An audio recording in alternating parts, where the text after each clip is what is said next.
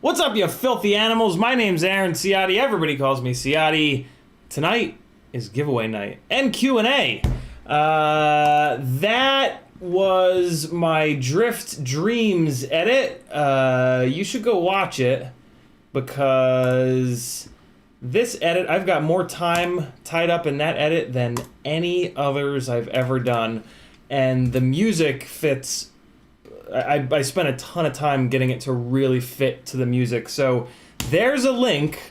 Go watch that. Even throw some headphones on if you want the full Megillah. I promise you won't be disappointed. Cowboy Roy FPV was first like 4 hours ago. Dustin Gable was next. Just another FPV guy. Eric Shannon, Alexander, Kazi FPV, Rick Cepeda, drone pilot. Chomper FPV, Huff 19 coming in from California. Nathan Hack is here. Jeffro FPV, License to Drive. Remy Tim, Frank Nicholas, Tinker Tweak, Mark Turgensen, FPV Trucker, Finn FPV, Richard Mavic Havoc, Lars FPV, Ed K, Seth Patton, Dauntless FPV, Richard Zorko 262, Freeload FPV Trucker.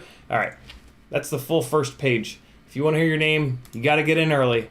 You can even come in 4 hours early, and I'll read your name.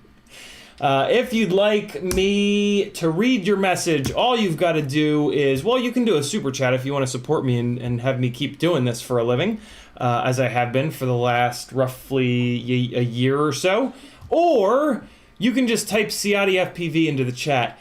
Drone Pilot typed @ and then he started typing CIO, and then it auto-filled the rest of it. Chomper just straight up typed CiottiFPV. Whatever works for you, it's all the same. You do have to spell it right, though. You can't spell it Cootie or Kaidi or Ciotti FPV. Can't be a space in there. That's a space. You got to spell it right. If you need a reminder, it's right down there. It's the name of the channel. Or actually, it's probably up there in the URL bar. The people that have tagged me so far are Drone Pilot, Chomper FPV, Mark Torgensen, Freelojo, FPV Trucker, all these awesome people saying hello. Then we had Mark A. Not going to read Mark's comment. We're just going to move on. B-Man saying what's up. Brandon Bentley saying watch check. Here's the full thing. So it's a Maritac band. This is old, guys. This is like 15 years old. I haven't worn this watch in about 10 years. It's a Tracer H3 with a broken crystal and a dead battery. And then it's a Maritac band that I got from CountyCom. Yeah, it's a Maritac band from CountyCom. I found it in a box. I found this watch in a box. I put it back in its box so that I could send it in to have the crystal replaced, and then I lost it. Well, then I put the box somewhere that I never found it again. So I've been wearing it with the broken crystal and the dead battery just to see if I can stand wearing a watch again. What I don't like is this. And also when I'm on the laptop, it kind of rubs against the corner of the laptop. So I don't know. I don't know if I'm going to keep wearing it, but I'm still in, I don't know. I spent like $200 on it and a couple extra bucks on the band. So it's like, whatever. I'll figure it out. If I do keep it though and get it fixed, I'm gonna get there's a company that has all car themed NATO bands, so I can get like a golf colored band. I'll probably get I'll do something cool. Mark Turgensen says nicely done. CiottiFPV is in the house. What's up, Dan? How are you, brother? If you guys aren't subscribed to CiottiFPV, go now. TWEETFPV. Dan is making excellent content. He's got a Patreon as well. Get your asses onto his Patreon, but go to mine first, of course. Yeah, go show Dan some love. He's an excellent dude doing great stuff. And he also sponsors the fourth giveaway that we're going to do tonight. Yeah, the winner of the Super Chat giveaway will get a free set of CiottiFPV skateboard grip tape transmitter grips, which is super awesome of him. So yeah, show CiottiFPV some love. He deserves it. He's absolutely slaying over there, as the kids say. Do the kids still say slaying? Fairly Functional says hello. Dragon Wing says what's up. Dustin Gable says what's going on. All Digital. Nathan Hawk says 220mm frame good. 250 millimeters is big. I gotta be honest, Nathan. I don't even like look at the motor to motors on frames. I buy frames on like a completely separate set of. Like, I buy frames based on, is the carbon weave going the correct direction on the arms, which eliminates, like, more than 50% of micro frames, which is absolutely infuriating. I buy frames based on how much motor protection there is, how much carbon there is at the end of the arm to protect the motor. The best setup at the moment is Kebab's frames, and Tommy also uses this same sort of style. I call this the devil horn style because you do this with your fingers and it's devil horns, and that's kind of what the little arms look like. I buy frames based on availability of like TPU and stuff like that. Layout of, well, if it has a 20x20 stack mount. Nowadays there are frames that unfortunately don't have 20x20 mounting, which is absolutely insane, and only have AIO mounting, which is terrible because AIOs are the devil. I'm sure at some point I'll go on a rant about AIOs tonight. So yeah, I don't pay any attention to the motor-to-motor distance on frames, so I'm not gonna be able to help you there. But I would encourage you to, look at more than just the motor-to-motor distance, because even like 220 versus 250, that's 30 millimeters diagonal, so that's only like 15 millimeters total, and you're not gonna miss a gap by 15 millimeters. You're gonna miss a gap by 115 millimeters. So yeah, there's, in my opinion, there are a bunch of things that are much more important than the motor-to-motor distance on the frames, but that's just me. No wrong answers. Robert Safe saying hello. Dragonwing saying you're the best. Keep up the good work, my man. Love everything you do. Thanks for the kind words, Dragonwing. Very nice of you. Brandon Bentley says call around for a local watchmaker to repair that crystal. I was thinking about that. But Tracer does it like really cheap. And like now that I'm in the practice of mailing, giveaways out every other week, and I've got stamps.com set up, like it's really no big deal for me just to throw it in a box and shoot it out to them.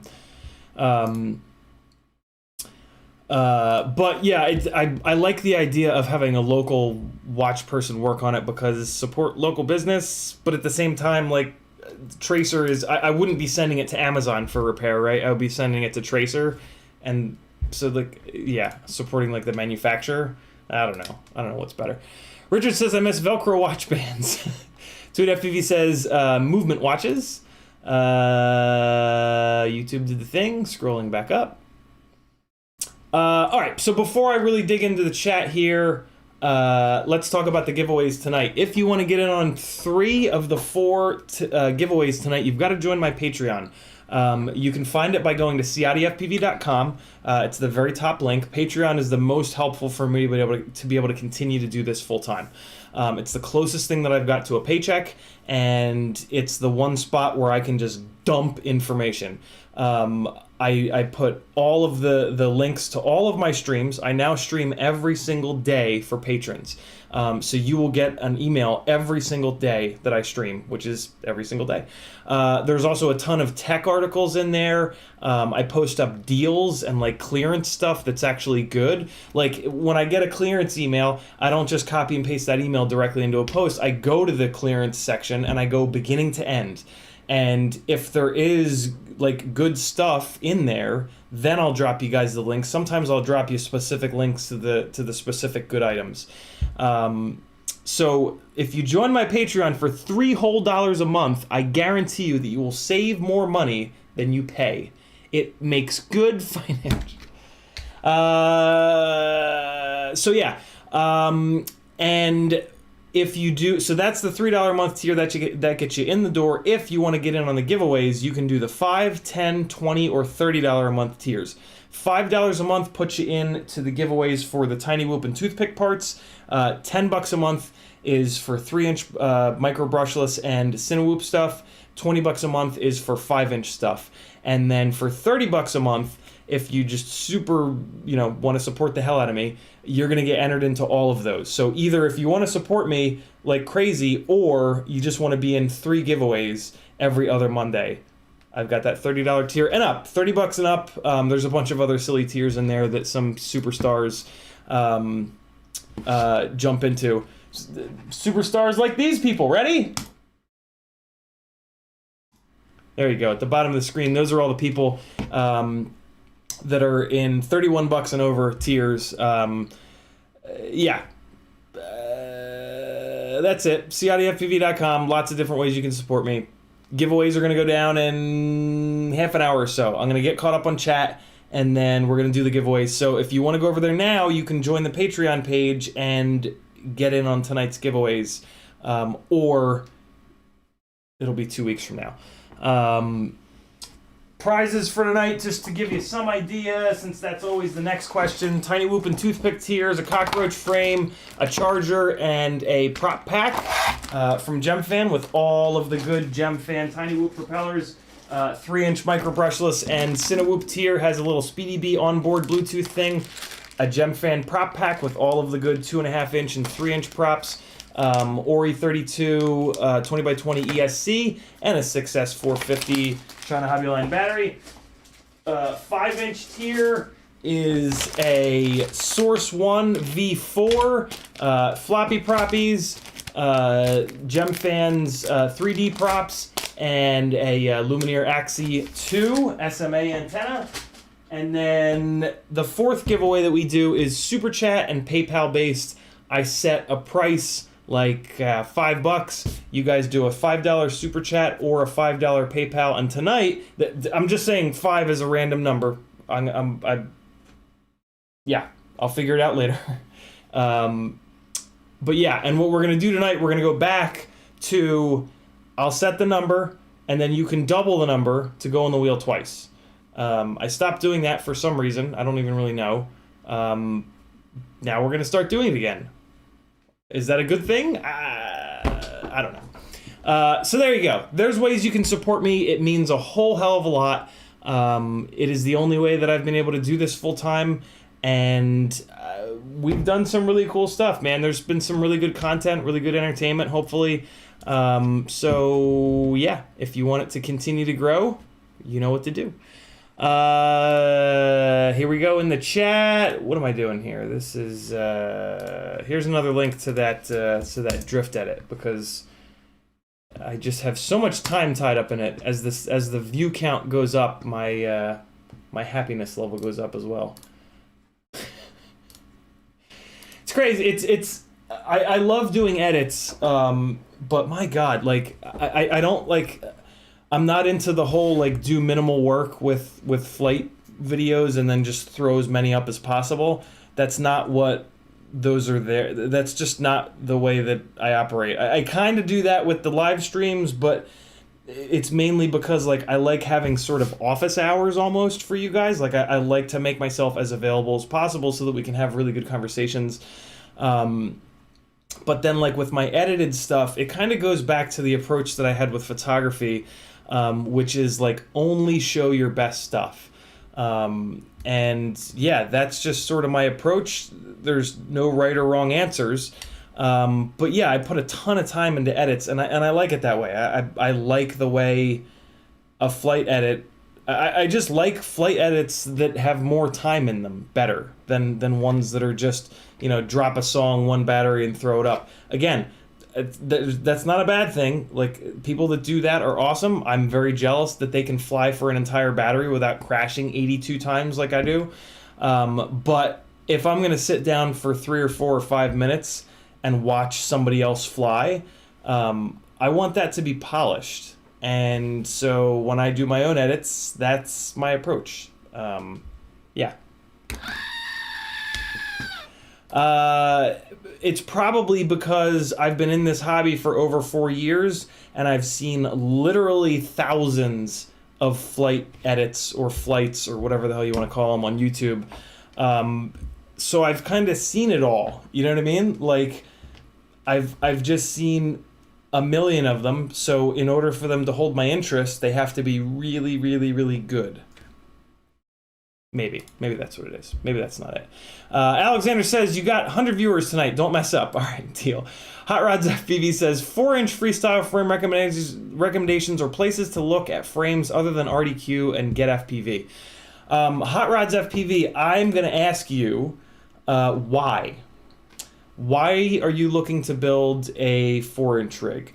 The reason that I ask you that is the reason that 4-inch has just kind of popped back up. Well, no, let me put it the other way. The reason why 4-inch hasn't been popular up until recently is because that prop size just doesn't make any sense. There's not a payload, right? Typically the camera, that 4-inch can properly carry. All of our payloads are either too heavy for 4-inch or too light for 4-inch. The reason why 4-inch came up recently is because of the long range thing. And if you're looking to build a long range rig, awesome. That is pretty much the only reason to build a 4-inch rig, in my opinion. A 4-inch freestyle rig just doesn't make any sense. The payload is either going to be a naked GoPro, an Insta360 Go, or a split style camera. Those are all like 20-ish grams. And a 3-inch rig can pick up that payload perfectly. Then we go so 20 grams to, let's say, 30 grams at the max, right? 20 to 30 grams. And that makes sense for a 3-inch rig. That doesn't make sense to carry that on a 4-inch rig. The next payload is all the way up at 80 to 120 grams with a GoPro, Session or Hero, right? And 5-inch carries those well. So we've got this gap between 30 and 80 grams where 4-inch falls, and no cameras that weigh that much. So I won't say no cameras, but no cameras that make sense to me. There are these like knockoff Sessions, right? Like the Runcam 5 box or whatever the hell it is. I've had terrible luck with all of them. I've tried 4 of them now. Runcam 5 box, that other Runcam over there, the older Runcam, and then 2 Cadixes. And they were all horrific. Super fragile, blew up after like the first or second or third crashes. Horrible quality, just like useless. Like way better off going with an Insta360 Go or a Runcam hybrid on board or a naked GoPro. Also, with all of those, you can't get any kind of physical damage protection. So you spend like $90 on the 5 box, it breaks on the second crash, and you're assed out. You can't. You're just done. So yeah, all that being said, if you're still hell bent on a 4-inch freestyle frame, the sturdy one is going to be the Impulse RC Mini Alien. It weighs damn near it's very heavy for a micro frame. Or the QAVS, the 4-inch arms are coming. They're not out quite yet. This is a better idea, in my opinion. This is the Lumineer QAVS Mini. Is it Mini? It's either Mini or Micro. QAVS Mini or Micro. And there are 4-inch arms coming for this. This makes a lot more sense as a Micro because it's just a lot lighter. That Impulse Micro Apex is unbelievably heavy. Definitely way too heavy for 3-inch. For 4-inch, it's still kind of heavy, but it is a lot lighter than like the Catalyst Machine Works 4-inch rig. But again, take 4-inch is flavor of the week. Super hype train right now. A couple of months from now, I don't think anybody's going to be talking about or flying 4-inch rigs. They're all going to be hanging up on the wall, just kind of taking up space. And personally, I don't have the budget to do that kind of thing. Like I don't have the budget to just build the newest and flashiest thing if it doesn't have a purpose, right? If it doesn't have like a job that it can do well. So just think about that. If you want an idea of what 4-inch can and can't do, I've got another drift edit from that same event called 4-inch Motion. And what I can tell you about it, I'm grabbing a link for you. What I can tell you about it is it just doesn't do anything better than 3-inch. And arguably it was kind of worse than 3-inch because it's a bigger disc area, which is going to get pushed around worse by the wind. 3-inch is the sweet spot. I'll just say that. But here you go. Here is a link to 4-inch Motion. I've flown the Acrobrat at a bunch of drift events now, and it's better. It's just it's better suited than what I was doing. That with this here comes the link. Yeah, there you go. What do we got here? Remy Tim dropping some links. Thanks, brother. Athix says, glad to see you on. Thanks, brother. James Flores says, wait, are you the guy that made the 1303 motor? I am not, James. Are you thinking about Kebab, maybe? FPV cycle? I haven't made anything. I've made a bunch of live streams and a bunch of edits, but I haven't made any physical products. I don't really have the budget to like get that done, or the connections. Maybe someday, we'll see. Brandon Bentley says, I have a NATO on right now that that has stitching that looks like tire tread. That's cool. Dial looks like a poker chip. It's themed after Monaco. Very cool. Kevin Belt Boost. Shh, don't tell people. Huff19 says, took your advice and bought Brother Hobby 2004 3150 kV motors for my Cinewhoop. Should I run 4S or 6S on these? 4S all day, Huff. They make plenty of power on 4S. You're going to love them. Kevin spilling the beans again. Grant R. Oh, God. Scrolling back up. YouTube did the thing.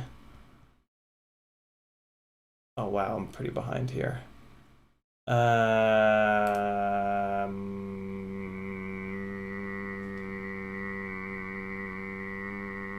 Grant R saying, what's up? Corey Gamble saying, what's your thoughts on forged carbon fiber? Corey, forged carbon is great in motorsports applications where you need strength in all directions, up, down, left, right, forward, backward, and in the torsional twisting directions. Well, certain parts. It's good for like front splitters. Forged carbon is really good for front splitters. Doesn't really work well on rear wings. Don't get me started on motorsport stuff. It'll be a 20-minute conversation. On quads, it doesn't really make any sense. There just aren't parts of a frame that benefit from an even amount of strength in all directions. Like, so the arms, for example, right? The arm of a frame, the arm is like this. It gets most of most of the energy gets put into it in this direction, right? When you crash, the motor hits first, it takes a huge amount of energy up like this. It takes some stress in the torsional direction when the motor bell, like when a prop bends or when a motor bell bends, and the motor starts wobbling up here, that wants to twist it. It doesn't really take much load in this direction, except like if you're going fast forward and then you flatten out and then you bang into something, I guess it can take, you can put some energy into it in this direction.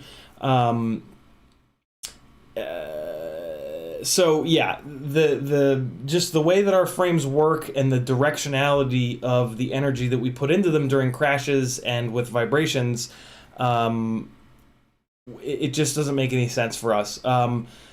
Stingy was the Kevin Doherty was the guinea pig on that, and in the end, so the Stingy V2 frame, he went really hard trying to get forged carbon made for it affordably, and unfortunately the forged carbon arms were a lot weaker than the regular old cheapo carbon arms. So in the end, what he ended up doing is he made a regular version of it, and then he made a fancy forged carbon version of it. But the forged carbon was only the veneer on the top and the bottom, and the veneer does very little. Technically speaking, I think those forged carbon arms were a tiny little bit weaker, because again, the forged carbon is kind of like it's not as strong as a regular woven layer. So even though it's just and why I say it's only a tiny little bit is because the veneer doesn't do much. It does a little bit. The veneer, I mean, it's a layer of carbon, right? So it's going to do something. But it looks really cool. So I mean, if it's a wall quad, awesome. Which is what I think a lot of his forged carbon frames became, because they were really expensive, and it was like 140 or 160 or 180. It was really expensive because forged carbon is really expensive. So yeah, a lot of people that bought them just put them right up on the wall, because it's silly to fly bash the shit out of a frame that's not any more durable that costs that much money, right? So that was cool. That's I wish I had snagged one of those, because it is just the perfect wall quad. So yeah, there's some thoughts on forged carbon. Dustin Gable says, I still wear my Swatch. Awesome, man. Dude, Swatches are very in fashion. Frank Nicholas says they still make Velcro watch bands. Apple even has a multicolor line of Apple Watch. Won't work with yours, but I'm sure Amazon can find you some so it doesn't scratch surfaces. Oh, that's the theory behind Velcro watch bands. I'll never wear a watch that doesn't have a NATO band. These are just the tits.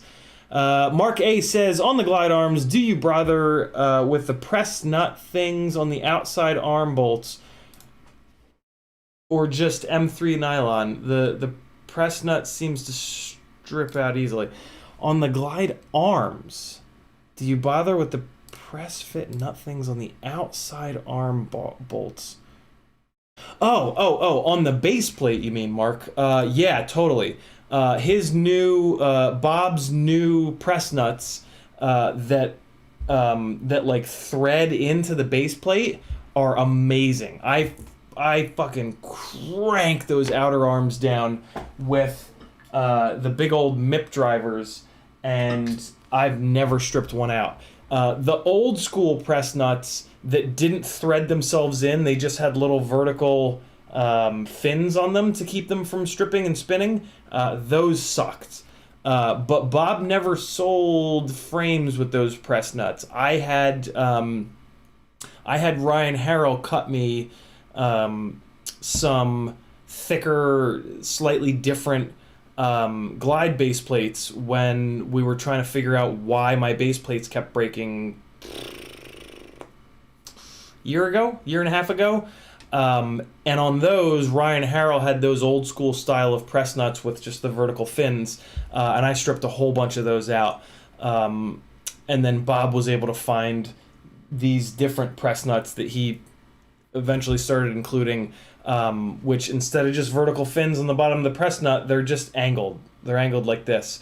So literally, you put the press nut on the carbon, and you just crank the screw down, and it rips it down in there, and it threads into the carbon, and it's just awesome. Good question. FPV Trucker says, please explain, when I plug a battery in, no flight controller tones, one green blinking LED. When I plug in USB, a chip on the bottom of the flight controller gets hot immediately. Bad 5-volt regulator. Sounds like there's a bunch of things going on there, FPV Trucker. So if you plug in a battery... Oh, you said no flight controller tones. Okay, so you get the ESC tones, but then you don't get the tones 4 and 5, beeps 4 and 5. But then when you plug in USB, you're getting one green blinking LED. The chip on the bottom gets hot is almost always a bad 5-volt regulator. What you want to test, FPV Truckers, when you plug it in via USB, does it still connect to Betaflight? It probably does. That's another dead giveaway that it's a bad 5-volt regulator. Here's what you can do to bring it. So unfortunately, when that fails, you lose your voltage in your OSD forever. So that's gone. If you can't live without that, which I can't, bail on that flight controller. It's the cheapest thing in there that could blow up. So if you can live without voltage in your OSD, buy a little 5-volt regulator for like $3 or $4. Hook this up to the battery leads. This is going to be your 5-volt regulator. Send the 5-volt to any old 5-volt pad on the flight controller, and then it's going to just spread that 5 volts out, right? Because the 5-volt regulator is connected to all the 5-volt pads. So it doesn't matter if you're putting 5 volts over here on one of the pads. They're all connected, so it's going to spread that 5 volts out. But again, you're more than likely. I've done it a few times, and I've never been able to get voltage ever again.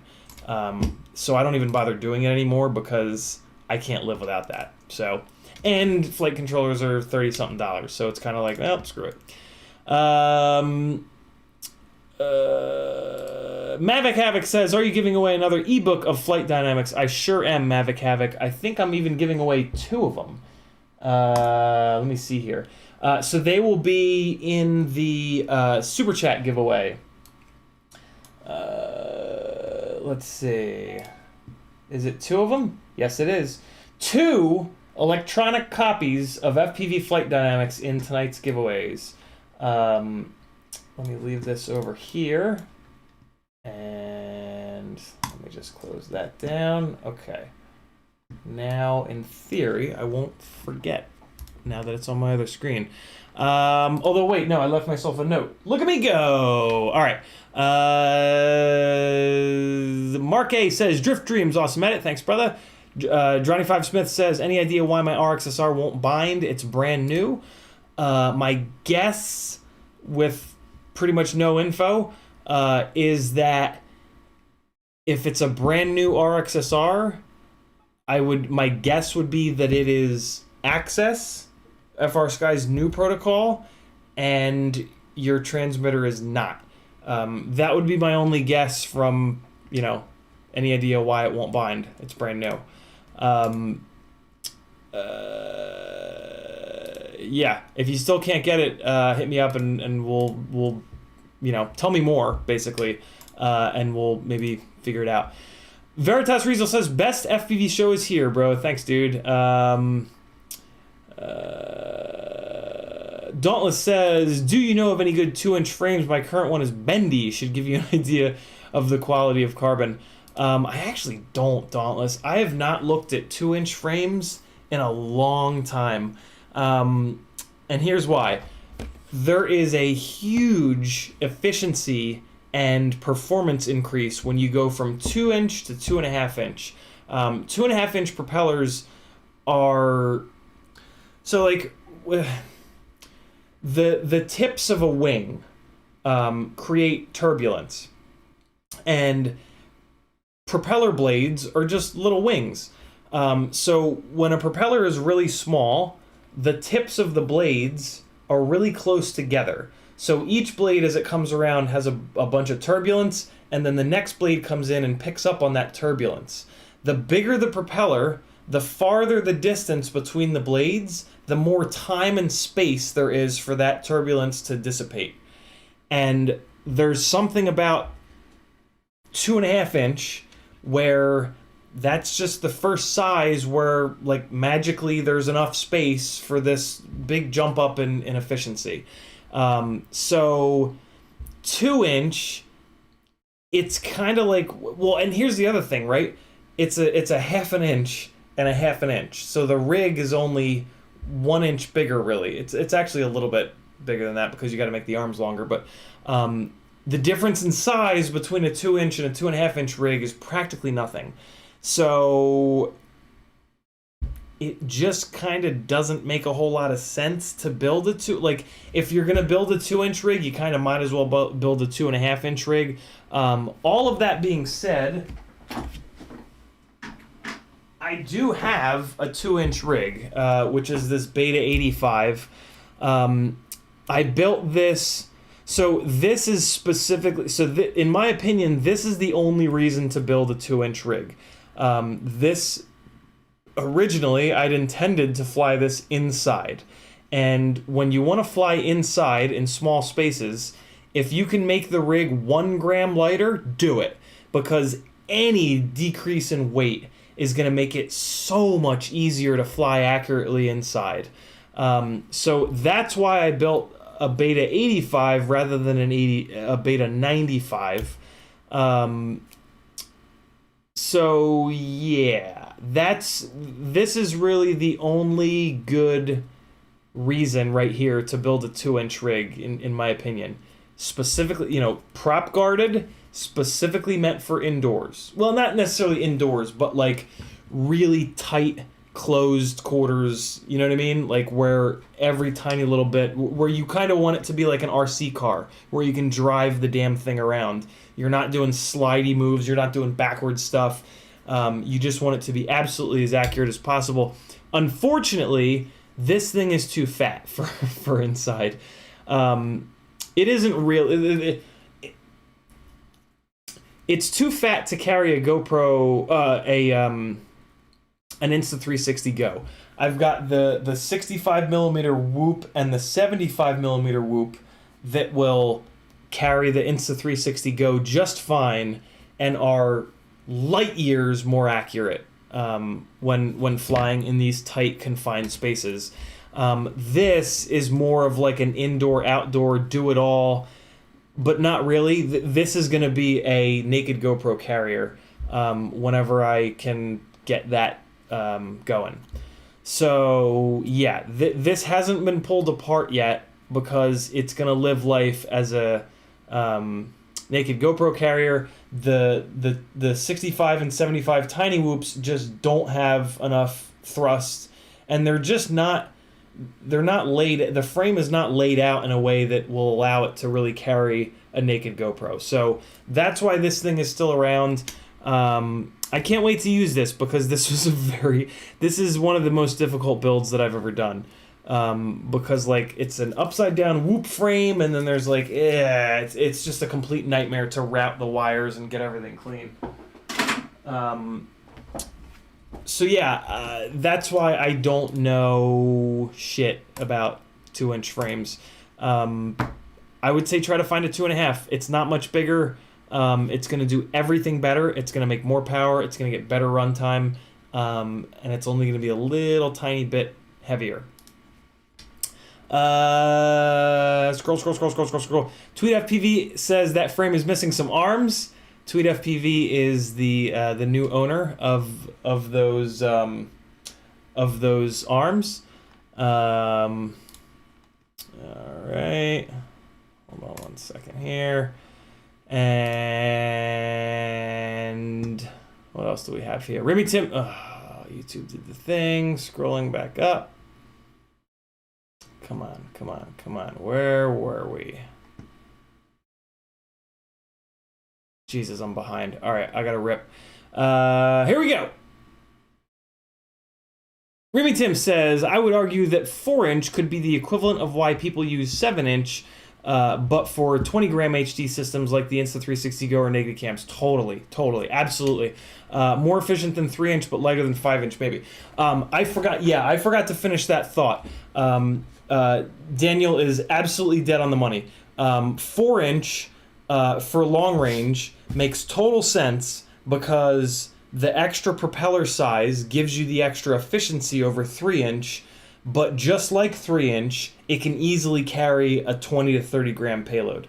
Thanks, Dan. I completely forgot that thought. So to finish that thought earlier. So yeah, if the 4-inch long range rigs, like it's perfect. It's a perfect fit. And you can carry these 20 to 30 gram HD systems. Rabbox Assistant says, is the test flight dummy for kebab? Is the test flight dummy for kebab? I don't know what that means, Rob. Tag me again. Type more than that so I can figure out what's going on. Private Island says, made a bunch of friends. You guys okay? What's happening? Are you guys all having strokes in the chat? Made a bunch of friends. I wonder, maybe I was talking about something specific back then?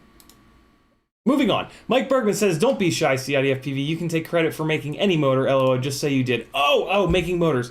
Okay, got it. You guys aren't stroking out. Right, yeah, I made a bunch of friends, which is way better than making motors anyway. And then, even Rob's comment now makes sense. CiottiFPV is the test flight dummy for kebab. Yep, there we go. I got there. Be nice. I'm turning 40 next month. Leave me alone. Unknown Druid says, does it make sense to build a 3-inch Apex if its purpose is to be a tank and beat the shit out of it and not have another camera on it?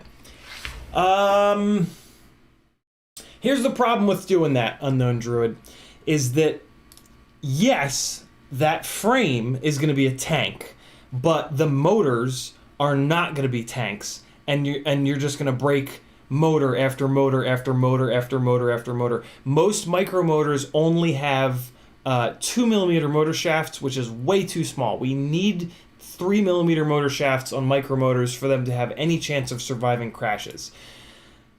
Now, if you were to build the smallest, and this is not a terrible idea, I just don't know if they're going to hold up. I think they're going to hold up, but I have not bashed them enough to like confirm that they're going to hold up. But X-Nova 1804 motors, always buy the highest KV on motors and then just motor scale them down in Betaflight. The X-Nova 1804 motors have 3mm motor shafts, and they seem to be somewhat durable. Like I said, I have not had enough time with them to kind of confirm that for you, but they seem pretty durable. So that's really the only motor that would make any sense on the 3-inch Mini Apex. You're going to run those on the T-Motor 3140 props, which are beautiful and nice and durable. And yeah, that would be a very interesting basher setup.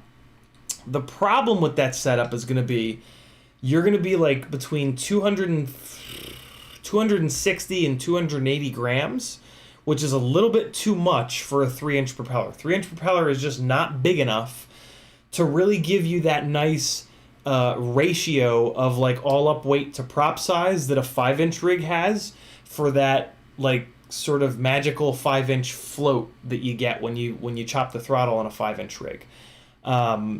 So, and typically when most people are building a micro, they're building a micro as almost like a practice rig, right? So that it'll have very similar flight characteristics to a 5-inch. Not to mention that just the flight characteristics of 5-inch rigs are better. Like, it's just true. The reason that everybody flies 5-inch is because it's really good. It's a very magical like mix of all up weight and prop size, and it helps that all the R&D, not all, but most of the R&D has been done on 5-inch rigs over the last 6-7 years. So yeah, so here's what would happen, right? With that 3-inch rig, 3-inch micro Apex, when you come off the throttle, it's going to fall out of the sky like a sack of hammers. Like, it's just not going to float the way that you expect it to float. You're going to come off the throttle, and it's going to come out of the air. And that makes flying that rig very difficult. That's the way that the Acrobrat is. It's been a constant adjustment for me, going between flying 5-inch rigs and the Acrobrat. Because with the Acrobrat, it's that same weight range of like 260 to 280 grams on a 3-inch propeller, and it just doesn't have the same float, and it just falls out of the sky. And like a lot of my Acrobrat footage is me bouncing off the ground because I'm expecting to have a certain amount of hang time, and the way I do movements basically is that I'll snap the beginning of the movement, but then I'll run the rest of the movement nice and slow, so that like normal people cannot get dizzy when they're watching my flight footage. And in order to do that, you have to have, and like my brain is dialed in with like a certain amount of float, and with the Acrobrat, that's not the same amount of float, and I would end up banging off the ground and breaking a lot of frames and motors and props and all that. So that's why I think that the 3-inch micro Apex doesn't really make much sense. The 4-inch makes more sense, but then it doesn't make sense because of what we were talking about before. So in my opinion, the right micro to build is a 3-inch that's about 200 to 210 grams or so. And the Ripsqueak micro is the best of those frames that I've found. The frame itself is like 28 grams. To give you perspective, the micro, why do I keep forgetting the name? Apex is like 58 grams. It's ridiculous. So yeah, this makes much more sense. This gives you this gives you a flight experience much closer to a 5-inch rig, and it's very durable because the weight is right. It becomes a lot more durable, right? The durability is a sliding scale. As you pull the weight down, you don't have to have as beefy of a frame, as beefy of motors to get the same durability. So that micro apex is it's in this weird spot where it kind of, it just doesn't really fit. So yeah, there are some thoughts for you to chew on. Vicious Digit says, "What's up, man? Good to see you." Thanks, brother. Corey Gamble says, "Awesome explanation. Learned me something today." Thanks. You're welcome, Corey. Dauntless says, "I got a Swatch original from when my dad bought it in the 80s as a kid." That's probably worth something, Dauntless. B-Man says, "Quick explanation on prop sizes. Increasing number is increased aggressive prop." Dabbling in props never really did before.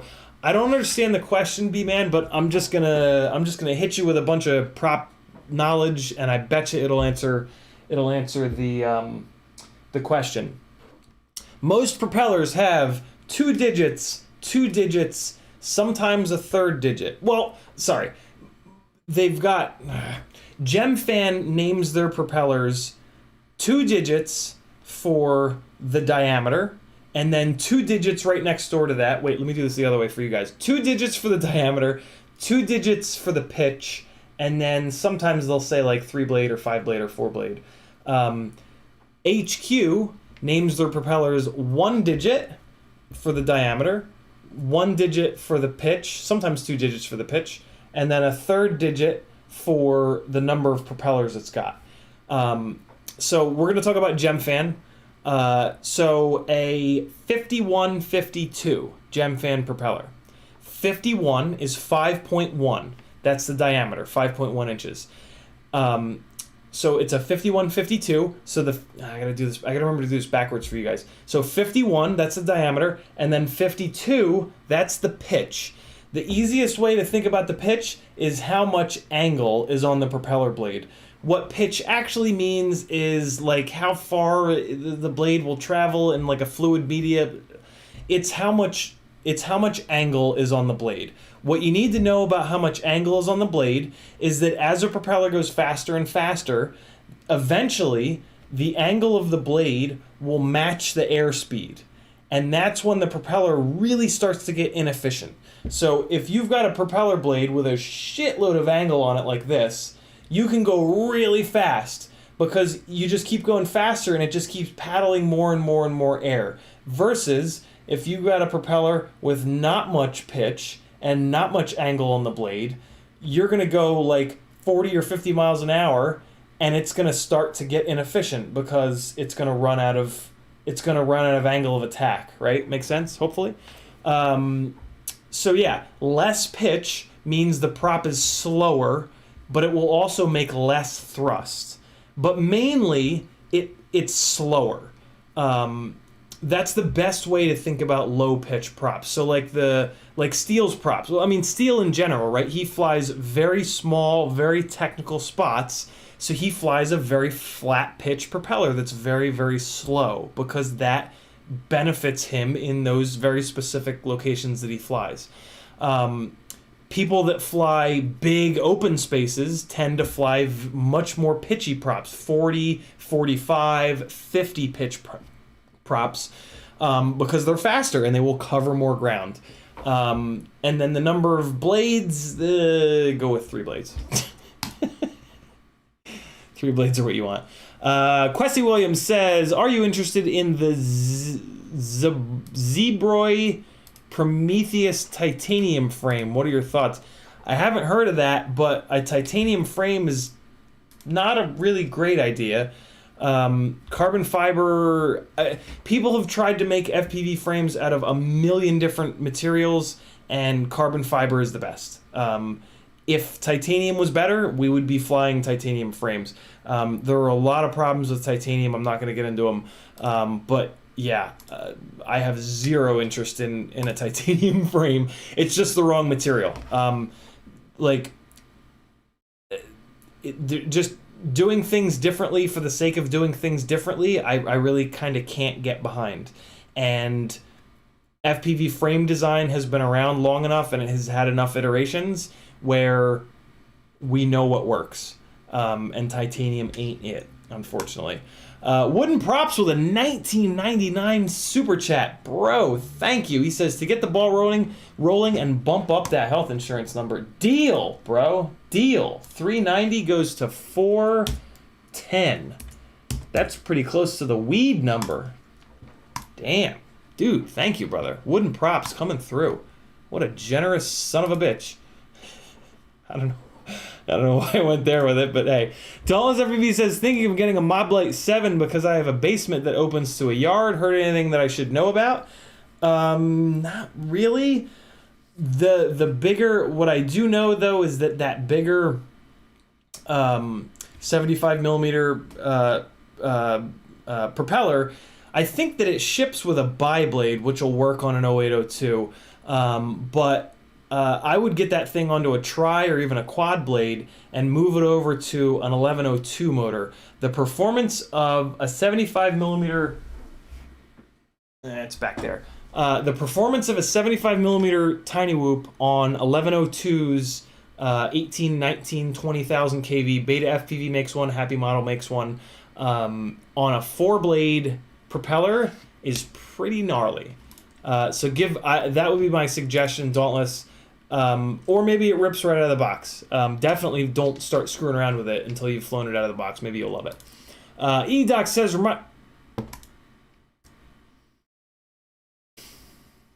YouTube did the thing. Trying to find my place. Thinking of... Nope. Reminder to check timestamps to see how far behind you are in chat. I'm 20 minutes behind. Dalton's FPV says, yeah, all that 2.5 stuff, 3S 450 is what I got. And I already have a 2.5-inch toothpick style quad. And I already have guts and 1104 motors, but happy to get rid of them. 1104 motors are a really good fit for 2-inch. So yeah, if you're desperate to use those 1104s, Dauntless, 2 inches is the way to go. I spent a lot of years in the trap of I need to build one rig of every propeller size just to see how it is. And man, was it a waste of time. Like there's just nothing magical about 2-inch versus 1.6 inch versus 1.2 inch versus 2.5 inch versus 3 inch. I wish there was, but there just isn't. And like, if you're trying to get better as a pilot, which I'm pretty sure that you are, you want to go the complete opposite direction, and you want to build multiples of the exact same thing over and over and over again so that you can fly as few different rigs, but have as many of them so that when you break one, you just throw it in the trunk, grab the next identical one, put it right back up in the air. So yeah, it's, I know that's not the answer that you want to hear, but throw those 1104s up on FPV Exchange. If you guys aren't on fpvexchange.com, you should be. It's the easiest spot to sell your stuff. Nevin is a super cool guy. He's the main man over there, and you're gonna love it. You can go in there and you can import all of your past purchases from all the big shops, and then you can just flip a switch, any of the stuff that you want to sell. You don't have to screw around with Facebook Marketplace. You don't have to take pictures. You don't have to write descriptions. You don't have to deal with 20 idiots lowballing you. You just flip a switch. Anytime somebody searches FPV Exchange for that item, which a lot of people do, because the other thing that FPV Exchange does is it breaks down, it shows you every single retailer that sells each item. So if you're like price shopping or seeing if something's in stock somewhere, it's super valuable for that. And then what's cool is if you're selling that item, you're on the top of the list. So if somebody's using FPV Exchange to price shop around, they're going to see you on the top of the list and they're probably going to buy it. Where else can you get on the same page as RDQ and get FPV, right? B-Man says, go question dog life. Can you explain TPA and TPA breakpoint? Sure. TPA rolls off your PID, I want to say performance. It rolls off the PID values once you hit the breakpoint. So your PID value, you set 30, whatever. Your PID values are here. As you move the throttle up, I'm going to do it this way. So 0 throttle is here. You start to move the throttle up. You get to, I think the stock breakpoint is 0.65, so that's 65%. So when you get to 65% of the throttle, your PID values are going to start to drop off down to 100%. The amount that they drop off is the TPA value. So if your TPA value is 0.10, that's 10%, it's going to start dropping off at the breakpoint, and then at 100% throttle, your PIDs are going to be 10% less. If your TPA is 0.5, 50%, it's going to start dropping off steeper at the breakpoint, and at full throttle, you're going to have 50% of your PID values. It helps with, basically, you don't want full PID values at full throttle. You want a little bit less than that. Betaflight's TPA values are damn near perfect, and with the RPM filtering being so effective, TPA is not something that anybody is really adjusting anymore. But it is there if you need it. Like, for example, if you go full throttle and you have oscillations, but at half throttle you don't, you can increase your TPA to fix that. I would rather you figure out why that, like, see if there's a mechanical problem, because typically something like that happening is more of a mechanical issue. But it's another tuning tool. Monkey Shine FPV with a $5 super chat. He says, "Yo, brother, have 50 plus drones custom built, but no soul to fly. No one around. 53222 code." Monkey Shine, I'm gonna say this. I prefer to fly alone. Maybe that's just me, but I don't know, man. Like flying with other people, like, I'm in the goggles and I'm trying to concentrate on what I'm doing, and it's like the only positive thing about other people being there is, like, sometimes they'll be like, "Oh, that was so sick," but other than that, like, it's just kind of distracting in a way. I would rather, like, hang out with people, like, here, and, like, actually be able to talk to them, right? Like, not focusing on what I'm doing with goggles on my eyes, and then go fly alone. And I know that might not be a popular opinion, but dig deep in your soul, you might agree with me. Monkey Sean, I'm going to put that $5 towards the health insurance fund here, and we are almost at the weed number. Look at that. What's on this side? Oh, am I guilt tripping somebody hard enough to do a $5 super chat? All that being said, if anybody is in the 53222 area code, message Monkey Shine FPV. But yeah, I don't know. That's just me. Like when I go out to fly, like, I'm trying to focus and I'm trying to concentrate and I'm trying to, like, get better at flying, and, like, I love hanging out with people, but, like, here's what it is, right? If I'm gonna go out and there's gonna be other people there, I don't really fly all that much. I'll usually just, like, fly, like, 2 or 3 batteries. There it is. There's the $5 super chat. I'll just fly like 2 or 3 batteries usually, and just, like, hang out and talk to people the rest of the time. Which I guess, yeah, I guess that's also what you're asking too. But yeah, there's a little bit about me and how broken I am as a human being. Rabax says, you were just far behind in chat. There you go.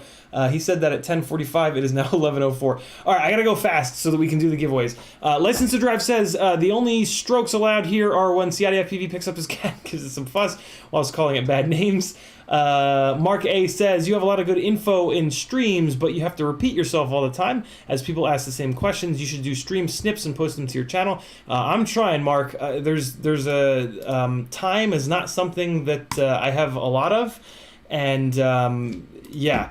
Here's the other thing that, like, doing so I do a clip and I put it up, and in a month it's absolutely buried, and most people never see it again. Like when you look in your Google Analytics or YouTube Analytics, there's a huge spike of views right away, and then everything just tanks. And like after something, it's basically because because there's so many people making so much content, right? Think of the last time you searched for something on YouTube.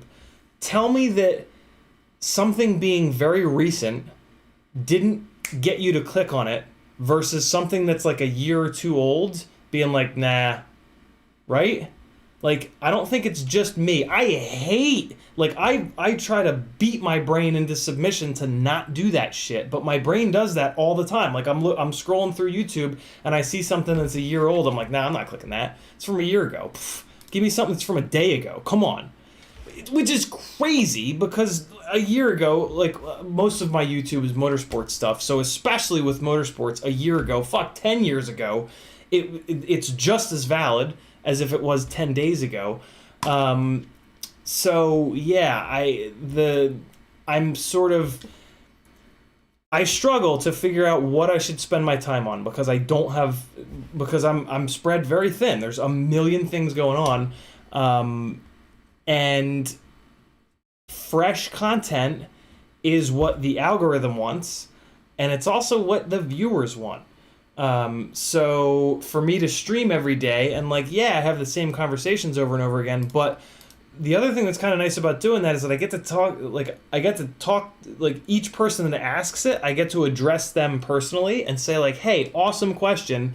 Let's talk about that. And also, as I have the same conversation for the 40th time, each time I figure out A, how to explain it a little bit better, but B, as I continue to think through it, I think of different stuff. I think of more stuff, so I get better and better and better and better and better. So yeah, I don't know. I would love to have the time to be able to chop all my streams up into clips. I tried to do that last month, and it was great, but those videos don't get any views already, and they're only a month old. So it's like... and I don't have the answer. I don't know what the answer is, but it's I don't know. Big Willie FPV says my 3-inch is a stout. 395 grams with the 1300 mAh4S on it. I hope that's a Cinewhoop, Big Willie, because I don't know why else you would need a 1300 mAh4S on any kind of like a freestyle 3-inch rig. That's bananas. Brandon Bentley says, F those normies, fly for yourself and us. Deal. Brandon. Chomper says, just put in my digital order to get FPV with your affiliate link. Dude, you're the man. Building 3 new digital setups. Have a lot to do coming up. Very cool. Chomper's going to be a busy dude. That's awesome, man.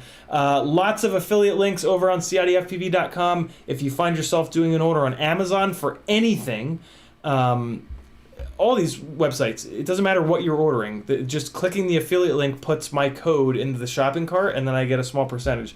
Amazon, GetFPV, ohmygod.com, FPV Cycle now. FPV Cycle. I think I'm his first affiliate. Camera Butter, FPV Crate, Banggood, AliExpress maybe. Yeah, if you're doing orders on those websites and you're not using somebody else's affiliate code, if you use mine, I get free money, and then I spend it on this to do more testing for you guys. It's a win-win. I forget to do it. I forget to use affiliate links. I forget to use my own affiliate links, though. So if you forget too, I can't really blame you. Dalton's FPV says, I have some 5.5 pitch props. Only use them on my wing, though. I don't know if anybody actually uses them for racing. Typically not. Most of the racers have gone to lower pitch propellers nowadays. But those high pitch props are awesome for high-speed rigs, like my big fat glide. Mike Bergman with a $5 super chat. YouTube did the thing. All right, so we're gonna have a very limited period of time with the weed number here, but there it is. To all you potheads, there you go. Time to spark up a spliff. Mike Bergman says, yo dude, what are your thoughts on the FPV Cycle Prototype 5? Hope all is well, man. It looks interesting. It looks like... I've always kind of wondered if we would get to a point where this is something that happens with convertibles versus hardtops. Like the twisting force, like, I don't know how to show you guys this, but like, see what my hands are doing? See, like this twisting force? The Prototype 5 is really narrow here, and like it makes me wonder if it's going to start to have issues. There's not many situations where you have to deal with that twisting force, and I'm not sure, but Kebab probably thought through that. It looks good. I've typically stayed away from vertical carbon frames in the front until like 2 or 3 streams ago when somebody said the vertical carbon is easier to replace than a base plate. And I went, of course, right. What I don't like about the vertical carbon is it locks in the deck height. You can't adjust your deck height anymore. You have to stay with whatever it's locked at. And I like to play around with the deck height. I've got the glides all the way down on 15 millimeter standoffs now, for example. If I run a Micro Eagle on them, I can bump it up to 21 millimeter standoffs, which is just a 20 millimeter standoff with a little washer. So yeah, I don't know. It's interesting. It's still a prototype. If Bob sends it to me and asks me to help him test it, I will, but I'm not gonna like sign up for that because prototype testing is very expensive and very time consuming, and I just don't really have the money, or it's expensive because you break shitloads of motors, and it's time consuming because you break everything. So yeah, once it gets out of prototype phase, I'll be much more interested in it. Again, unless Bob reaches out to me and says, hey, do you mind bashing the shit out of a Prototype 5 that I'm going to send you? And I won't be able to say no because Bob's been a really good friend of mine for the last like 2+ years. Don't you dare go tell him to do that, for the record. I'm fine. I don't have to prototype test all of his frames, goddammit, okay? Scrolling down, Zach Silvestri says, Flying High FPV bought me a replacement Banggood 3-inch frame, and it arrived today. I'm doing the swap while watching CiottiFPV. Very cool, Zach. Quessy Williams says, is the Armatan Chameleon / Marmot frame too heavy for your liking? What's your recommendation for a 5-inch frame? They are a little bit too heavy. The main issue that I have with pretty much all Armatan frames is that Chris from Armatan refuses to believe what every single other person that knows anything about carbon fiber agrees upon, which is that the directionality of the weave makes a huge difference, and all other frame designers agree that you need to make the directionality of the carbon run the length of the arm. That's my big issue with Armatan frames. I've talked to so many people who are looking to get really good flight performance that have had a horrible time with Armatan frames because of mid-throttle oscillations, because of the arms just being generally wobbly. So yeah, I stay away from Armatan frames like the plague. I also don't understand the whole lifetime warranty thing. Like, it's just never gonna pay for itself, and I'll be damned if I'm gonna wait. Like, I'm just gonna have an extra couple arms on hand, and then if it breaks, it's a $5 penalty. I don't understand the whole frame warranty thing. It just doesn't make any sense to me. But that's just me. My recommendation for a 5-inch frame is going to be the FPV Cycle Glide. I've flown a shitload of different frames. I've looked at a ton of different frames. I've talked to countless people that have flown all these different frames. And the Glide is really the best of... It's like the best total ecosystem. It's not the best at one thing.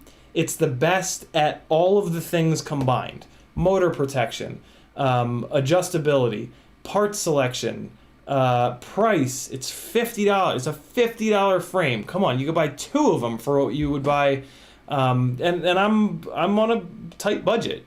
So for me, that's a huge deal. Yeah, it's just, it does all of the thing. It ticks more boxes than any other frame. So yeah, that's been my suggestion for a long time. I'm still waiting for somebody to come out with a frame better than it, and it's just not happening. Huckleberry FPV with a $5 super chat. He says 420, baby, without even realizing that he put us to 425. And then we got Maniac FPV with a $15 super chat. We're going to go all the way to 440. Thank you, guys. Awesome, awesome stuff. Maniac says, health. Love you, bro. Thanks, dude. Dauntless says, with a 75mm frame and 1102 motors, what battery and flight times do you get? I am running 1S 450s, and when it's hauling around the Insta360 Go, which is really the only thing I do with it, I think I get right around 2, maybe 2.5 minutes. Pretty good. Pretty good flight times, even hauling around 18 grams of dead weight. Insta360 Go 2 coming on March 8th, I think. Supposedly it's going to be heavier though. So I've got an additional, I really hope that they don't discontinue the existing Insta360 Go because it's 18 grams. And at 18 grams, the 65mm Tiny Whoop can pick it up. The 75mm Tiny Whoop can really pick it up and really do some cool stuff. Apparently, the second generation of the Insta360 Go is going to weigh 26 grams. And so 26 grams, I can almost guarantee you that the 65mm Whoop, it's going to be a no-go on there. Pretty sure that the 75mm Whoop will be able to carry it, but that's a hell of a weight penalty. That 8 grams is, yeah, I don't know. I don't know what's going to happen. Supposedly, though, it's going to have 4K, which is going to be great, and it's going to be 30 frames a second. So 2 really good things. I'm really hoping it's not 26 grams. I'm hoping it's a little closer to 20 grams. But we'll see.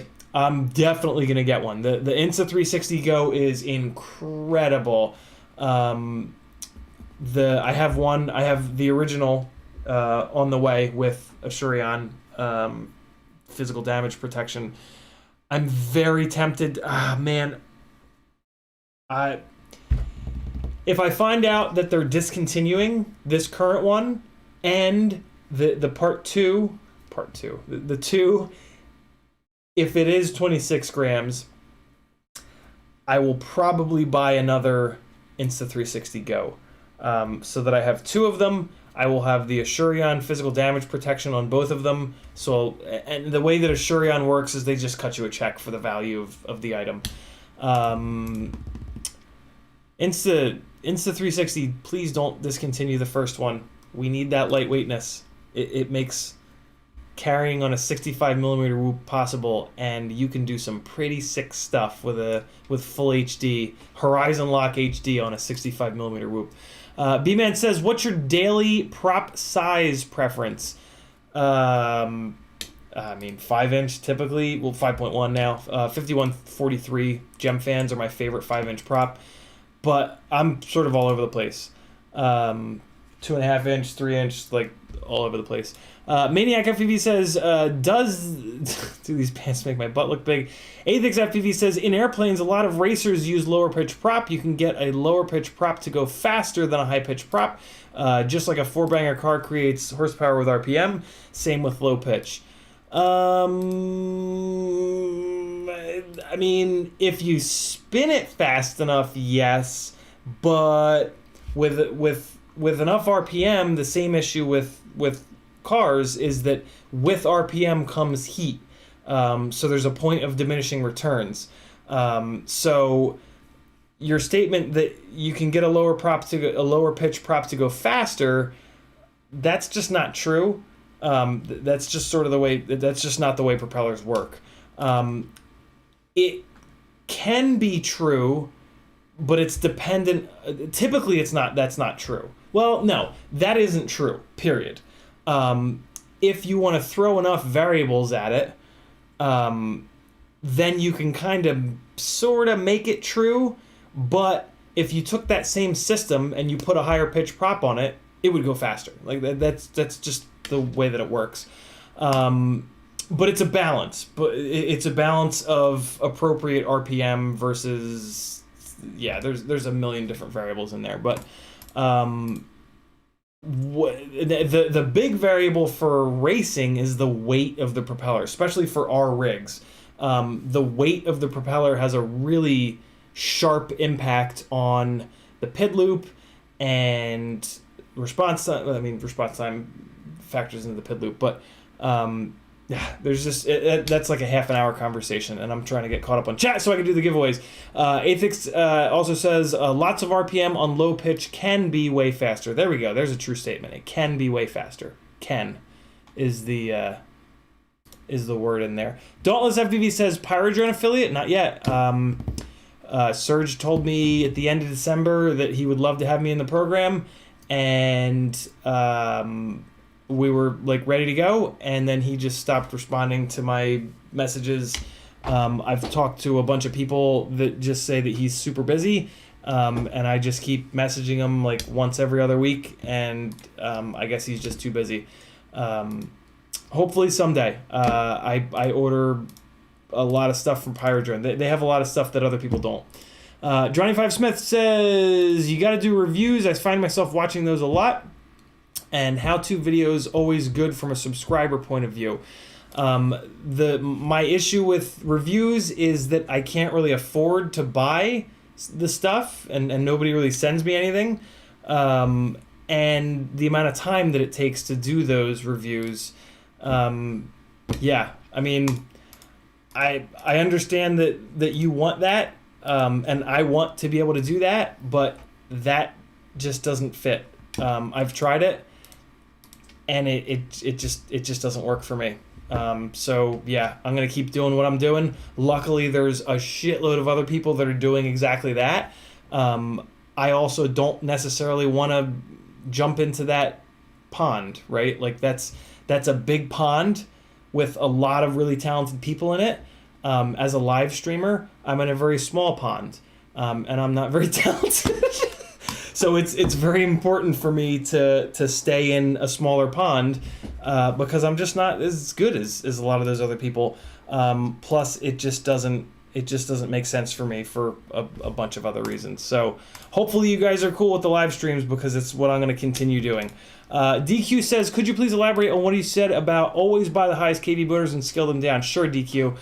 In Betaflight 4.2 and beyond, there is in the PID tab motor scaling, and that will artificially scale down the KV of the motors. And I have been using that for almost a year now, and it works absolutely flawless. I have two completely identical glide rigs. One of them is on 1850 motors, one of them is on 2400 KV motors. I run them both on 6S. One of them is scaled down to 65%. The other one is scaled down to, I believe it's 85. I think it's 90. I forget. Either 85 or 90%. I have blind tested them. I have never been able to tell a difference between the two of them. And the run times are exactly the same. And so with the 2400 KV rig, if I'm out flying with people and most people are still on 4S, if I need to borrow a battery, I can. With the 1850 rig, I can, but it's gonna fly like a bag of smashed assholes on a 1850 kV on, even if I turn it up to 100%. So yeah, scaling down, buying motors in the highest kV available, and then if you choose to run a voltage that's higher than that would normally want, you just scale it down and you're good to go. And then down the road, if you decide you want to go to a smaller, lighter weight battery that's a lower voltage, you can. Whereas if you bought the lower kV motor, you have to take them off, sell them, rebuy a whole new set of motors, resolder them on. It just makes life so much easier. And you don't have to worry about what the right KV is anymore, right? You choose your motors by the motor size, which is 1,000 times more important. and then you just pick the highest KV and you're done. You build the rig. If you're sure that it's like a crazy KV, and what I recommend anyway is you motor scale down to like 70% for the maiden. Take it out, fly it around the maiden. Oh, this isn't, if it's making enough power, awesome. If it's not making enough power, you land it, you go into the OSD, you go to 70%, you move it to 80%. You take it back up in the air, it's still not quite enough power. Land it, OSD, 90%. Perfect, great. Now you do your PID tune. Hell, you can even set up in Betaflight profile 1 with next to the motor scale, there's a cell count, and it'll automatically switch your profiles. So what I have is a cell count for profile 1, cell count of 6, and then 70% motor scaling. And then I've got my PID profile 2, I've got it set to a cell count of 4, and then that's at 100%. And when you plug a battery in, Betaflight will look at the voltage, judge whether that's 4 cell or 6 cell, automatically go to that profile, and you're up and flying. And that also helps with the transition from 4S to 6S, right? I would have killed for this feature back when I was still on 4S, dragging my feet going to 6S because I knew I was going to have to buy like $200 in batteries and another $400 in motors. You don't have to do that anymore. I know more of you guys are on 4S and 6S. Stop buying 4S batteries. Just start buying 6S batteries. As you smash up your your 4S batteries, cycle out, stop buying them. Just buy 6S batteries. Put 2 profiles. Good to go. All the advantages of 6S for free. Really good question, DQ. Thanks for letting me explain that, because it's a really big deal. It's a really, really, really big deal. And if you go out and you fly a huge spot with a lot of ground to cover, and you don't have enough power, you just land, you go into the OSD, and you turn your power up. Think about that. Think about how cool it would be to turn your power up and down. I can tell you, it's pretty cool. Don't do it a lot, because when you do that, it messes up your muscle memory. Like, do it as sort of like a last resort, basically, but it's a pretty damn cool last resort, right? You go to your first drift event, and it happens to be a big, wide open racetrack where these guys are like deep into third gear, 80, 90 miles an hour. You can turn your power up and keep up with these guys and not like waste the whole event. It's a big deal. It's a real big deal. Mike Bergman says, the deck height is the only thing I don't like about the Prototype 5. Otherwise, I like it. I have a spare V1 if you want to build it on the DJI, or build it on the DL. LOL. I'm good, Mike. Thanks, though. That's cool of you. Build it on the DL. Chris Croft says, if the weave is actually in the layers, as I have talked to a guy that makes his own frames, and he says the weave layer, as you see, is just for display and not through the entire plate. Correct, Chris. Correct. But the veneer is typically laid to show you what the inner carbon fiber strands are doing. Because why wouldn't you? Right? Like, otherwise you have to break the carbon to figure out what's happening on the inside. Right? Airblade UAV had a whole bunch of frames cut with the weave rotated 45 degrees. And they had to put this big warning on their website, hey, we know that the weave looks wrong, but we swear the inner carbon fibers are going in the correct direction. And it's like, okay. So yeah, 99% of the time, the weave is showing you what the inner fibers are doing, so that you don't have to break it to find out what they're actually doing. Any carbon fiber that hasn't had that done, be very suspect, because that is an asinine thing to do when you're laying up the carbon fiber. Like, that carbon fiber was probably probably laid up by a place that either doesn't know what the hell they're doing or don't give a shit. And those are both pretty bad. Frank Nicholas says, new Insta360 Go V2 coming. It's March 9th, not March 8th. and it will be smaller and lighter. Smaller, awesome. Lighter, that's not the info that I got. But if it's lighter, I'm happy as hell. B-Man says, yeah, I meant... YouTube did the thing. Scrolling back up. God damn it, YouTube.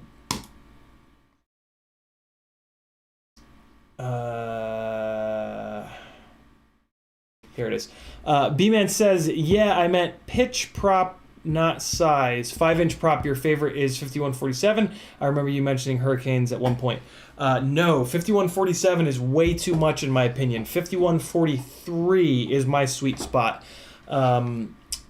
Yeah, between 40 and 43 pitch is what I really like. It's enough pitch where you can make big power, but it's not so much pitch that you sacrifice low and mid throttle elevation control. The 5147s are just a little bit much. I find my elevation bouncing up and down a lot, just because it's just a bit too much. It's also a little bit heavier. The more pitchy the prop is, typically the heavier that prop is, because it's going to make more thrust, and it needs to be heavier to handle the extra force that's being imparted on it from the extra thrust. Chomper FPV says, did you fly the new Gemfan 5130-3? I have not. It's not quite enough pitch for me, but I will probably give it a shot.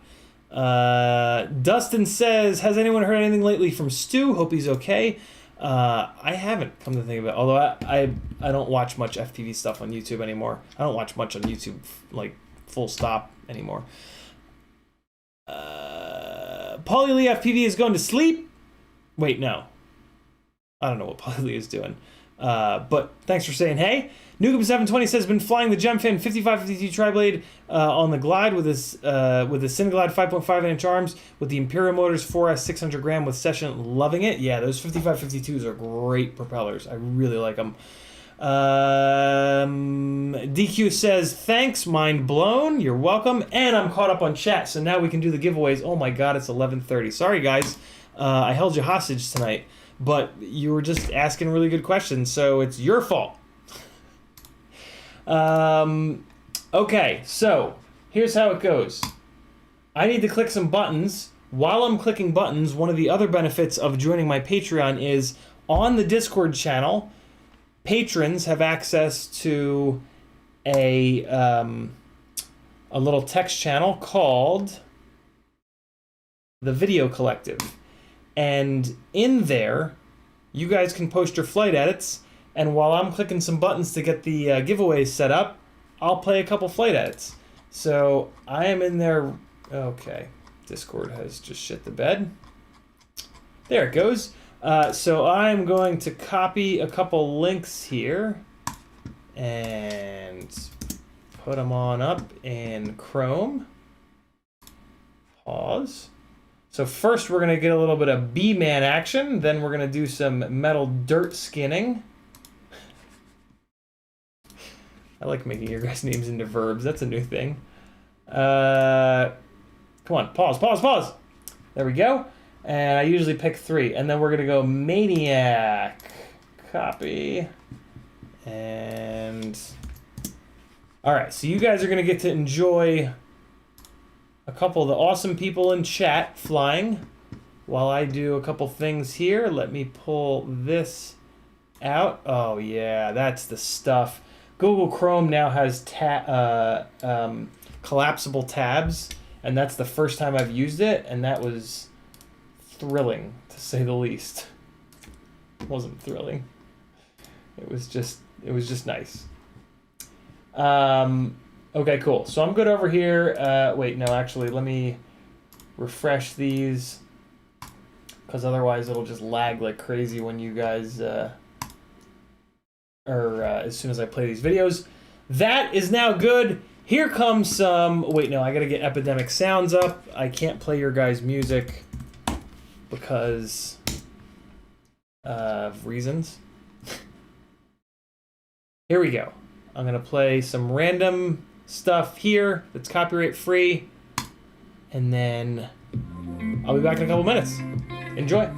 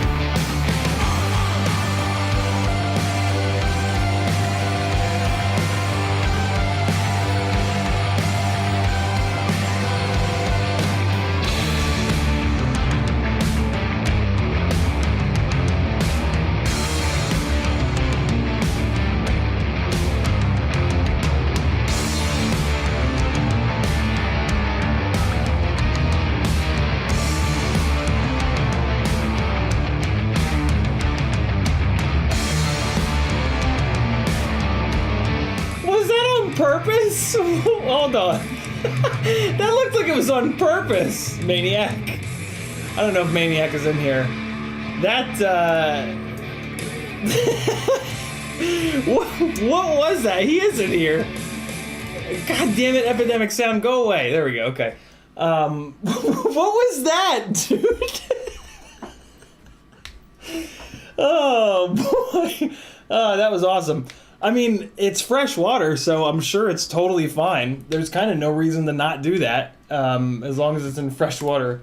I mean, I guess there's plenty of reasons not to do it, but it was bad battery sag. Oh my god, dude. That was crazy. All right, guys. So we're ready to go. I've got some people on some wheels. That's not what I wanted to click. Okay. Here's your proof of entry. You guys can rewind the chat, so I'm gonna go really fast through this. As long as you're active, as long as you're, whatever, I don't know. If you're not on here, you gotta take it up with Patreon. I have nothing to do with it. I just click a button and it kicks out everybody that's on a specific tier. So there you go. There's your proof of entry for the Tiny Whoop tier, which is an awesome little charger here. A couple of 2S double battery connectors. One of them's BT 2.0, one of them's PH 2.0. A Newbie Drone Cockroach 65 frame, and all of the really good 2-inch, 1.6-inch, and 1.2-inch Gemfan Tiny Whoop propellers. All the Tiny Whoop propellers that you want. Am I getting that right? Is it 1.6-inch? Is that the 75mm Tiny Whoop size? It is 1.6. Yeah. Let's see who wins. Here's the thing, and the place, and the goat, and somebody's gonna win, and their name is Brian. Nope. Steven Steinbaker steals it at the last second. Steven, congratulations, you have won. I will message you on Patreon to get your info. Steven, Stinebebaker.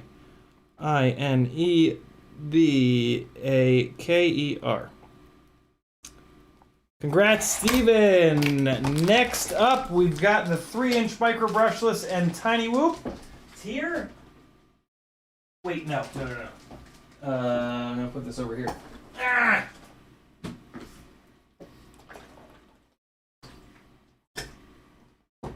Ah!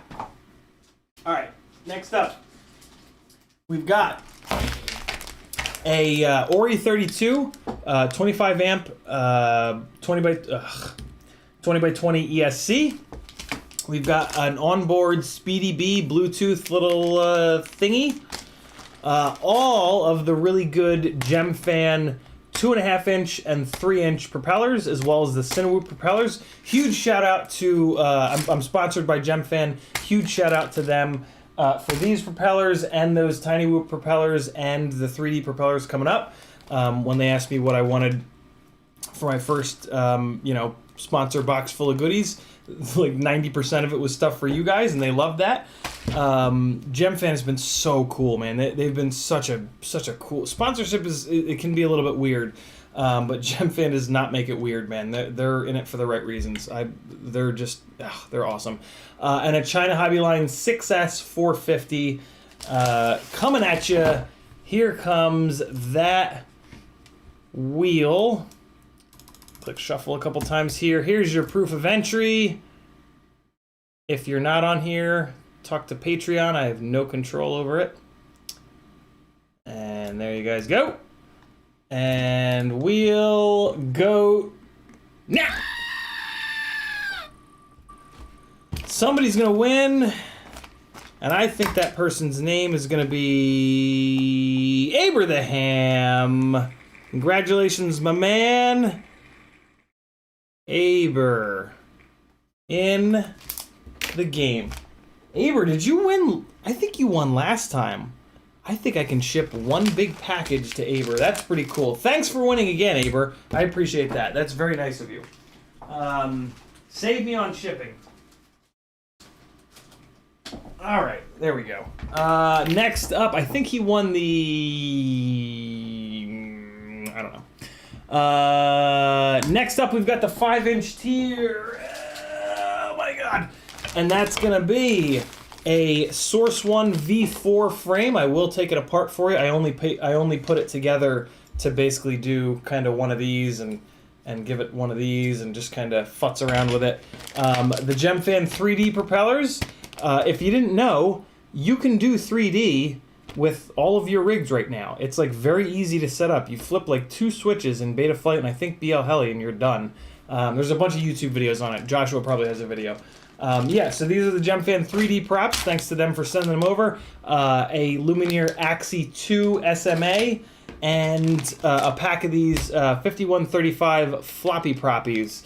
And I'm gonna find something else to. I'm gonna put a surprise in there. I don't know what it's gonna be, but I'm gonna throw something else in with this 5-inch giveaway. So here is the wheel for the 5-inch giveaway, and here are everyone's names. And here we go. Ready the goat.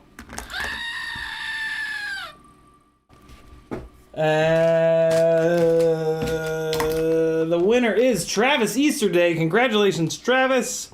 I'm going to message you on Patreon to grab your info, and I'm going to send you some stuff. What do you think of that? Richard retracted some messages. I wonder what they said. What did they say? What did you say, Richard? What did you say? Congratulations, everybody. Now we're going to do the Super Chat giveaway. And here's how that's going to work. It's going to be $5. We're going to do $5. If it was gimme, okay. Here's how it works. You can do either a Super Chat or a PayPal me. If you do a Super Chat, YouTube is going to take 30%. I'm okay with that because they give me this platform to stream on. But if you're not okay with that, you can go to CiottiFPV.com, scroll down to the bottom, there's a PayPal button, and you can PayPal me directly, and it'll do it friends and family, so that nobody takes anything.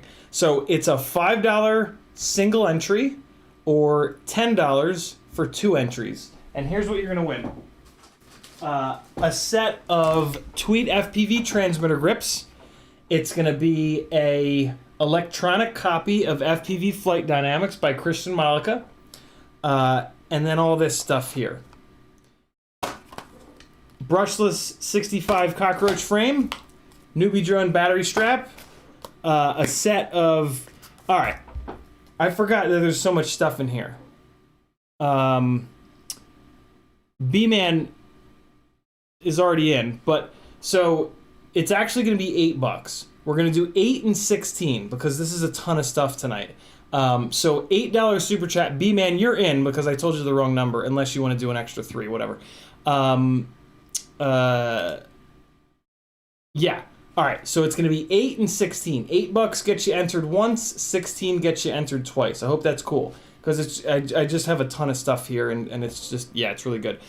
A set of Zing 1202 10,000 kV motors, courtesy of T-Bird. T-Bird, thank you for donating these. Very, very cool of you. It is 2 sets of 5-inch APC propellers, tri-blades and bi-blades. A set of GemFan Flash 6-inch bi-blades, 6042s. 2 sets of pre-built... The floppy proppies are a bitch to build. Pre-built DAL 5.1 folding props. A newbie drone landing mouse pad, and courtesy of Rick Zapata and FPV Exchange, a extra large t-shirt with FPV Exchange on one side, Skadoosh's logo on the other side, and then my logo on the back. You can kind of see it in there. CiottiFPV is huge on the back of this thing. So there you guys go. There is tonight's Super Chat setup. Sorry about the confusion, but yeah. Gotta eat, man. I'm a hungry dude. Look at me. Look how skinny I am. Alright. So let's get these guys set aside here. So Christian gave me 2 of these FPV Flight Dynamics digital download codes to give away. So what I'm gonna do is I'll just spin the wheel twice. I'll spin the wheel the first time for all the stuff, and then I'll spin the wheel the second time for the electronic copy, the second electronic copy. Make sense? Dauntless says, why APC props? They were just sitting here. Yeah. Play around with them. I got them to play around with. B-Man doubling it up. All right, awesome. Thanks, B. B-Man had to do 3 super chats. Thank you, dude. That's super cool of you. All right, let me get to work on the wheel here. Let me also pull up my email so that I can see what's going on with PayPal. Okay, cool. And there we go. All right, so I'm going to do the super chats first because my email is going to lag behind a little bit. You guys are lighting it up like a Christmas tree already. Awesome. All right, so let's clear this out from previous, although I'm pretty sure I'm going to put those people right back on it. B-Man is in twice. And then we've got a little bit of License to Drive. He's going on, I think once. Yeah, 6 pounds. Yeah. He goes on there once. Mavic Havoc is going on once with a $2 tip. Thank you, brother. Very kind of you. Mavic Havoc is on the wheel. Son of Flat Top is going on twice, and I'm going to keep the change. Thanks, Son of Flat Top. Very cool of you. 1 and 2. And then we've got Lead Fingers. He's going on twice. More likely to pay out than my GME.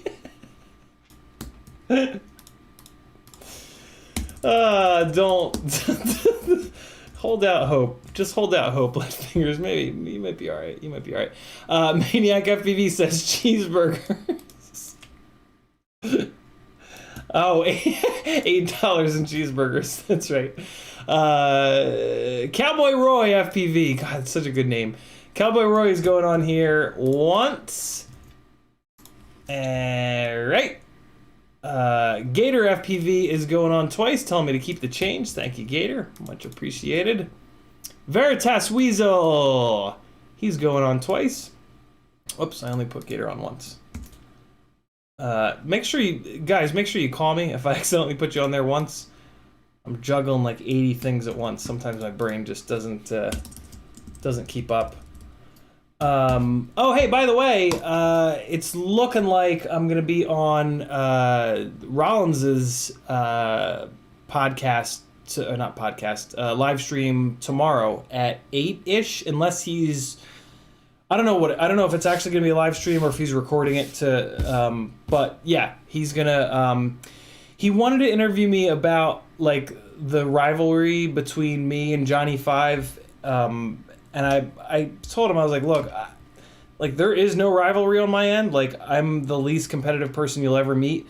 I totally forgot about the whole race to 5,000 thing until John E came in to my stream and like to congratulate me. I was like, oh God, you made it first, right? No, you didn't. Oh shit, sorry, dude. So I told him that I would much rather talk about mental health.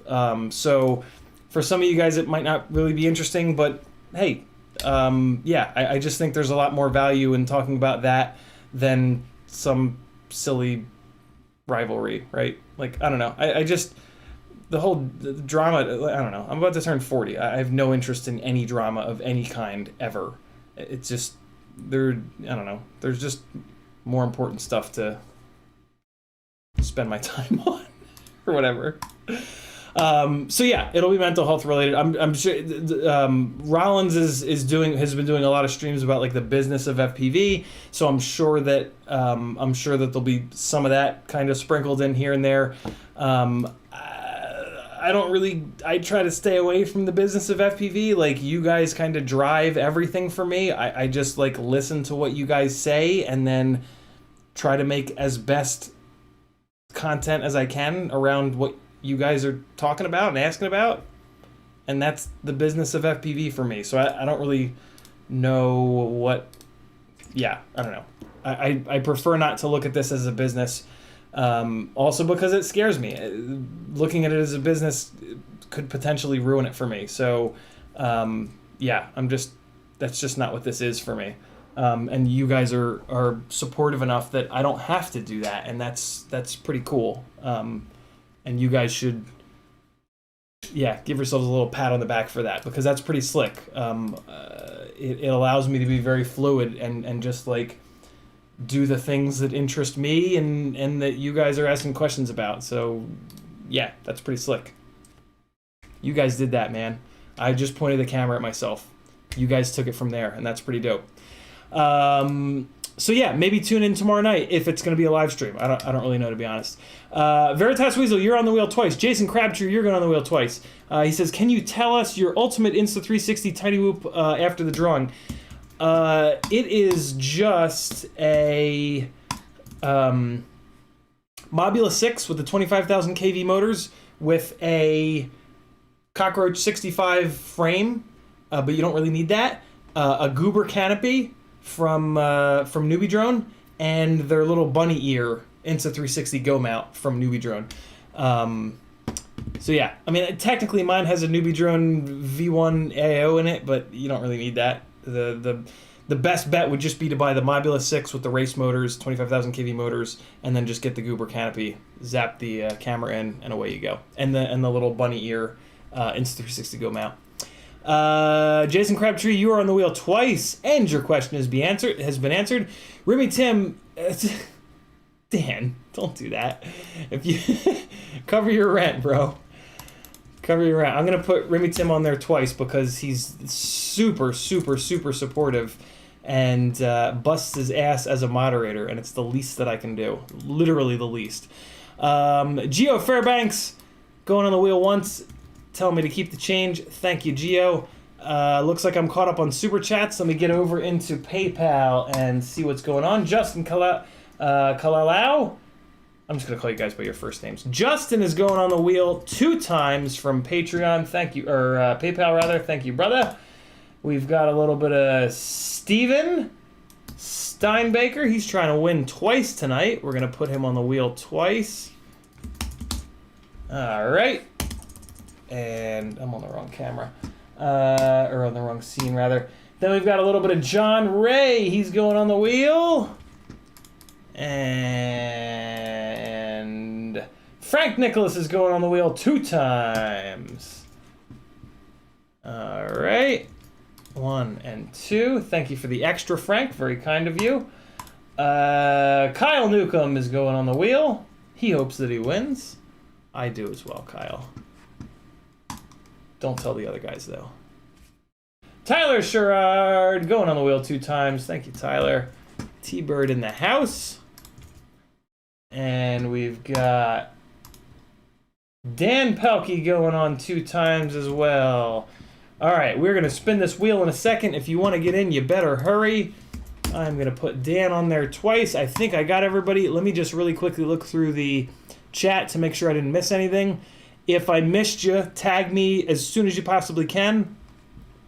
Okay, we got that.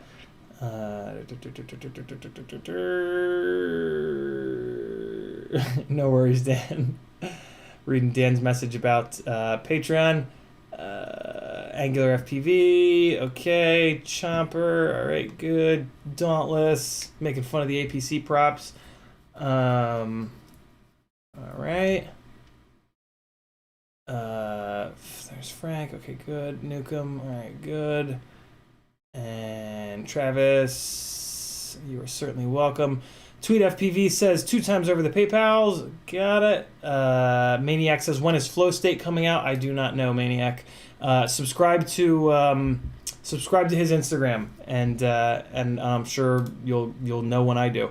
Ruby Tim says, no way. Love Michael's show. Don't think it is live, though. Maybe I'm wrong. Can't wait for either way. He didn't used to, but now he has been. So who knows? Angular FPV says, are we too early to talk BS on the Insta360 Go leakage? Really? Angular, do me a favor, and after we do this all, copy and paste that. I didn't know there was a leak. I need to know. Unknown Druid with a $5 super chat. Unknown, is that to get on the wheel? The wheel is 8. Frank Lucas says, if I win, reroll. Got it. And all right, cool. So it looks like I'm not missing anybody. Unknown Druid. Was that just $5 for support, or was that to be on the wheel? $3 more to be on the wheel. I'm gonna assume that you want to be on the wheel, and I'm just gonna throw you in here. And if you don't cover the extra $3, it's all good because a bunch of other people did. So Unknown Druid is on the wheel. We're gonna shuffle, and go. Somebody's gonna win a whole bunch of stuff, and then I'm gonna respin it, and somebody's gonna just win the digital copy. License to Drive wins the big amount of stuff. I'm gonna write his name down here. License to Drive. License, you need to message me with all of your info. Your first name, your last name. You need to say, hey, it's License to Drive, so that I can search my messages. First name, last name, your address, your email address if you want tracking, and that's about it. And now I'm going to remove him, and I'm going to respin for the digital copy. Oh, I also need your email address for the... license. You also need to message TweetFPV, tweetfpv@gmail.com. Let them know what transmitter you've got that you won and what color you want. If I find out that you didn't get purple, I'm going to beat you with a hammer. We're going to spin this wheel one more time to see who wins the second copy of... where'd it go? FPV Flight Dynamics. There it is. Ready? Go. And... Hey! Somebody's winning some digital love. Who's it going to be? It's going to be Daniel Maurer. Congratulations. Maybe Veritas Weasel, though. It's going to be Tim. Congratulations, Dan. You got to remind me. Just message me and remind me. This is all I want. Just the book. Perfect. Good to go. Just remind me, Dan, and I will hook you up. License to Drive stuff is here. That goes there. License, do me a favor and remind me about the book as well. Insta360 Go Leak. Talk to me. What do you guys got? What do you guys got? Thanks to everybody for getting in. That was a good one. And I don't think I missed anybody. Look at me go. All right, I'm going to leave this opened here. I'm going to get this collapsed here. Look at this. Look at this. Ready? Look at it collapse. Oh, what the hell? Collapsed, you bastard. How does it collapse? Maybe it's because it's the only tab. Hold on, let me see. Collapse. There it is. Look at that. Oh, so good. Collapse. There it is. There it goes. Okay, cool. Nice, Private Island. Very cool of you. Private Island sending $5 Californian dollars. Yeah, who was talking about the Insta360 Go Leak? Everybody wants to know. Oh! Kristen's going to bed. She just cleaned the window. It's cleaned. Closed the window. She's out there yelling. I'm looking for who was Angular. Angular, where are you? Tell us about the leak. Where is it? Folders. Dauntless, you got to be on the new. I think you got to be like on the new Chrome, and then it's right there. Add tab to group. You got to create you create a group, and then you can add the tabs to the group. Really, really, really handy. Angular, did you seriously tease us with that and then go to sleep, you bastard? Well, that's the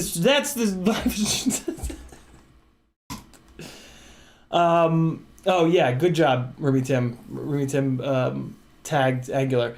I'm gonna hold on for another couple minutes to see if Angular will hop back on. Oh no, here, this'll give us something to do while we're waiting. I told you guys I was gonna fly the CB2.5 on the Hyperlight 1303.5 8,000 kV motors, and I actually did, and I DVR'd it on the little power play, Impulse RC power play, not Impulse RC, Immersion RC, and here it is. They have mid throttle oscillations, which was a little weird. FinFPV says, I saw it earlier. It basically sounds like it's upgraded to 1440p removable lens, but weight was 26 to 27 grams. Yeah, that's what. There he is. There's Angular. Yeah, Finn, that's what I'd previously heard. The whole 26 to 27 gram thing really blows. That I'm really not happy about that. Got leaked on it's Blunty's Discord. I mean, is that it? Is the leak that it's 1440 and it's 26 grams? Because I already knew that. Where's Blunty's Discord? What's his logo look like?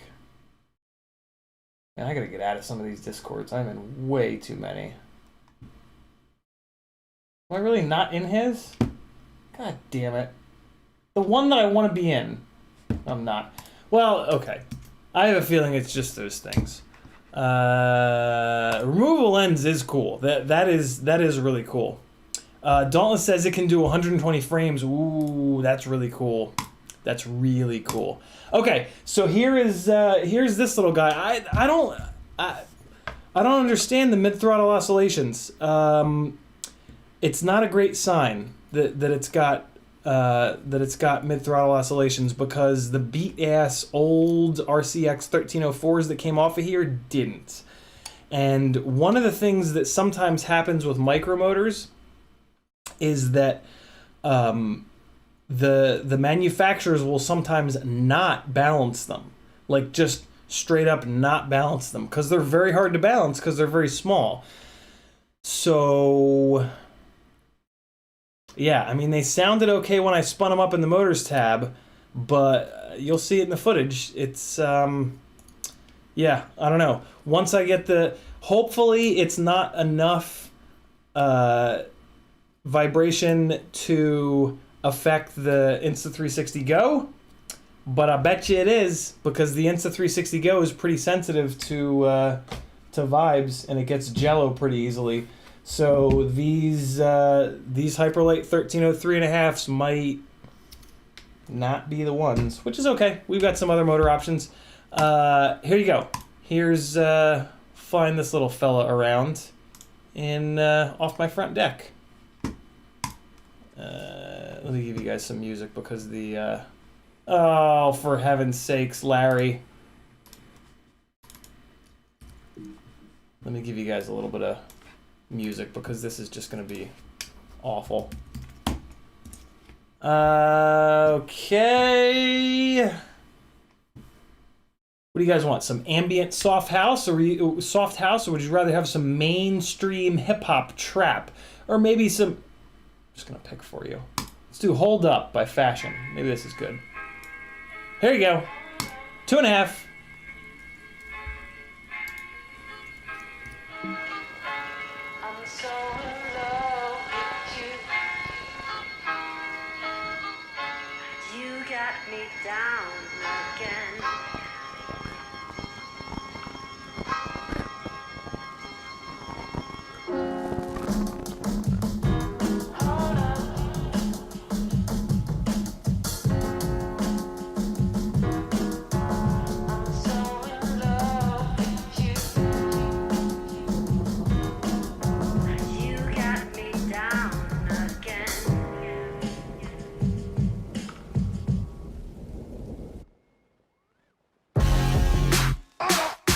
There's the mid-throttle vibes. You see it?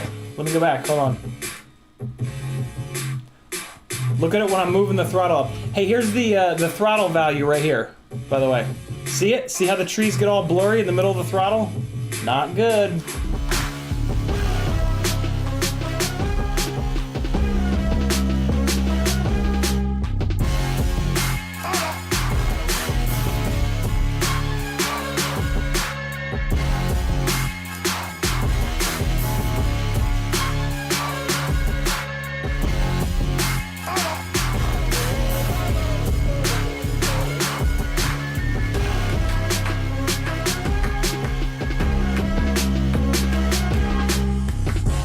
I forgot. This is a pretty tame battery. This is not a good battery to put music to. So yeah, top right corner. That's the Insta360 Go mount. Just kind of getting in the way. They felt good. They felt every bit as good as the RCX 1304s. I'm gonna check in a minute what I have them scaled down to, and we're just gonna like look at the tune. Absolutely no bounce back. Great prop wash handling. Mid-throttle vibes are worrying. And quite honestly, they kind of DQ this set of motors, because the RCXs are $8 per and they don't do it, and they're a 1304. This is only a 1303.5. I do want to fly this again with the motor scaling turned up. Let me just see. Let me also... Yeah, okay, so see how it sat down in its own prop wash and it was absolutely fine? that's one of the things that I kind of look for. That's one of the nice things about that little flat spin move, is it puts the rig instantly in its own prop wash, and then if you blip the throttle and it doesn't give you that big wobble, that means it's dealing with prop wash really well. I kept trying to introduce the mid throttle oscillations, which is why I'm kind of flying around weird in this battery. What else can I talk you guys through? I do a lot of my tuning by like rewatching the footage. See, there was a little bit of a wiggle there. Ready? Oh man, just barely, just barely. Really, really good prop wash handling. The tune was absolutely fine. Just kind of playing around with the throttle, seeing how the throttle feels here. Throttle felt fine. It felt just like it did on the RCX 1304s. I did have it motor scaled down quite a bit, so it'll be interesting to see what happens with the motor scale popped up a little. I don't know.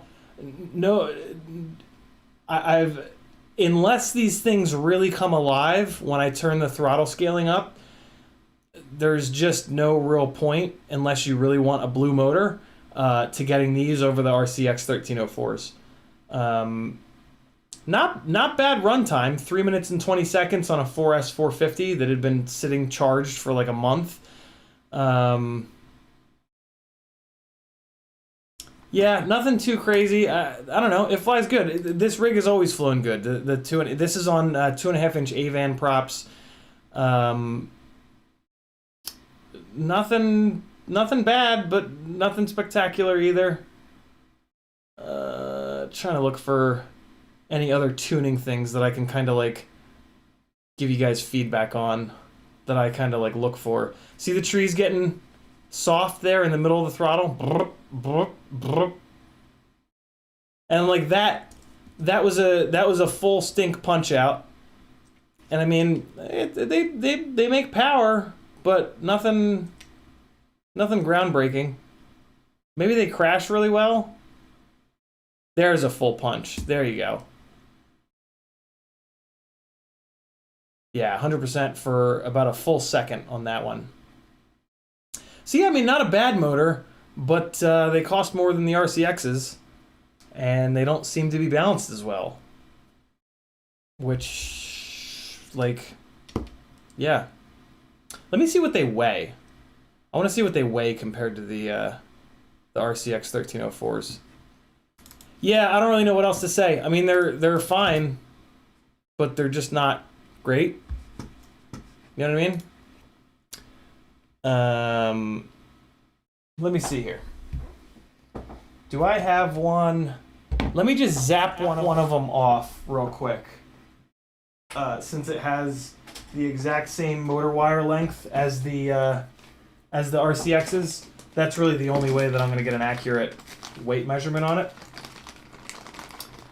And I want to. I don't necessarily want to take them off though. Oh, hey, here's a RCX. Hold on. Let's see if the wires are the same length. Maybe I don't have to. Oh, let me just remove one of the damn things. It's fine. It'll take 1 second to take it off and weigh it. Doing this for you guys, for the record. Oh god, I gotta remove motor screws. Ugh. Man, you guys better really appreciate this. Oh god, I gotta remove a propeller too? Jeez. This job just keeps getting bigger and bigger. Alright, hold on. No, this will be worth it. This will be worth it. This will be worth it. You guys are worth it. That's really the situation. You guys are worth it, man. You guys make it worth it. That's really what it is. Okay. I also feel bad that like all I do on these Monday night streams is talk. I don't do like any actual tech stuff. Although we talk about tech stuff, so okay. Let's just rip this off real quick here, and we'll get a little weight. This is also my punishment for not weighing these before installing them. All right. And I bet you they're lighter. I bet you they're lighter than the RCXs. because the RCXs are kind of like old school motor design, and one of the things that motor manufacturers have gotten better at is shaving weight. So 6.1 grams versus 7.4. Damn. Okay. 6.1 versus 7.4. That's a real difference. If they were only properly, if they only didn't have the jello. So I'm gonna put this one back on, and I'm gonna do some more testing. I'm gonna add some more D-gain to see if I can get those mid-throttle vibes out, but it's not gonna. There's a ton of D-gain in this already, and the previous motors didn't do it, and that's a pretty damn good indication that it's motor related. You know what I mean? That's a shame because these are nice smooth motors. The PID loop performance was great. They weren't getting hot. Very strange that it's doing that mid-throttle vibe business. Alright, so we're back on there. Throw some screws in it real quick here, just to punish you guys into watching the full reassembly. Okay. And we are back in business. So yeah, I don't know. I'm not going to say to not get them, but I'm certainly not going to recommend them quite yet, unless I can figure something else out here. And once we're done with the testing, I'll put the RCXs back onto this rig and do some DVRing, just so that we can make absolutely sure that the RCXs weren't also doing the mid-throttle vibe nonsense. But I would have noticed it. Like, I noticed it right away on these. Mid-throttle vibes are kind of a pet peeve of mine. And so I'm pretty sure that I would have noticed them on the RCXs. But I'll also crash these. I do have an extra one of these, so I will smash this thing pretty good to give these things a little bit of a durability test for science. But they are nice and smooth. They do feel nice and smooth. So yeah. Also, this rig has an Eachine Nano V2 with the microphone built in, and the microphone is behind this piece of shrink wrap, and it still sounds like absolute hell. So, I mean, I kind of knew that, but yeah, Eachine Nano V2 does have a microphone, but it's as useless as all of the other VTX microphones, which is to say, pretty goddamn useless. Let me get caught up on chat, and I'm going to shut this down because Kristen's trying to sleep. Rob Oxison says, why am I only getting your stream at 720? Because my computer is 13 years old, Rob, and that is all that it can handle. Gavin says the stream is low quality. Yeah, my whole life is low quality, man. Sorry. Nukem720 says entire screen blurry, even you in the corner. Oh, right. Oh, you guys are making fun of DVR. Got it. Nukem720 says whole screen is blurry. You should be able to make the numbers out. Was it like extra blurry? Frank Nicholas says the video is worse than satellite TV in a monsoon. Metal Dirtson says YouTube is mangling the hell out of this even at 720. It's blurry and blocky, can't tell that from the oscillation. Weird. Leadfinger says I think your bitrate shit the bed. Here, let me play it again. Let's see if it's any better.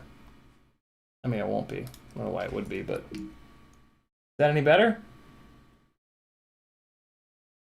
Maybe YouTube is getting angry. I don't know. I don't know what the hell's going on. I mean, I kind of talked you through everything. Weird. What? I mean, I don't know. I have no idea what's happening.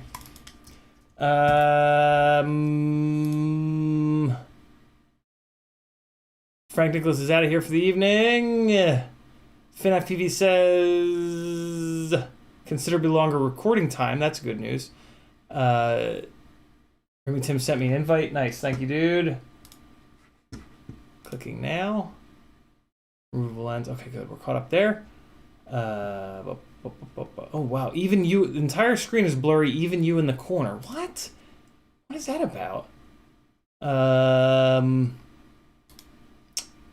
Peter says, so serious, they're still vibrating CiottiFPV now? It's like watching old scrap. Why? What is happening? YouTube isn't into that rig. It said no. Why would that... What? That's weird. That's very weird. It's better now, slightly, Gavin eventually says. Dauntless says, look up. Wait till he realizes he has to turn on the soldering iron. Brandon says it was potato. Nope, back to horrible quality. Peter says, wow, what? Why would it...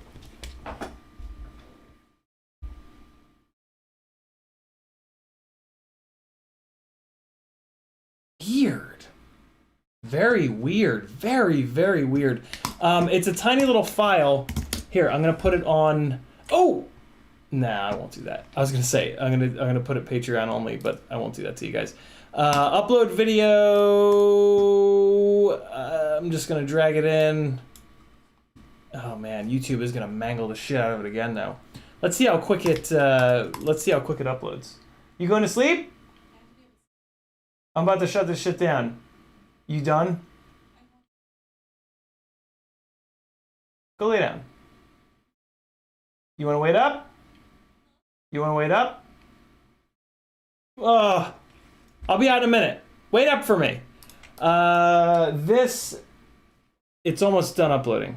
3 minutes left. You guys can watch it after the stream. What are these? Hyperlight 1303.5 test. There you guys go. I'm gonna upload this and then I don't know. It'll be in the patrons only playlist. 3 minutes left. All right, cool. So, yeah. Oh, here's the video link. Okay, copy the video link so that you have it. And, yeah. There you guys go. I'm gonna go watch a show with Kristen. Thanks for hanging out. Go to CiottiFPV.com if you don't mind and click some buttons so that I can keep doing this full time because it's pretty cool and I think a lot of good shit's coming out of it. And yeah. Thanks for hanging, everybody. You guys are awesome.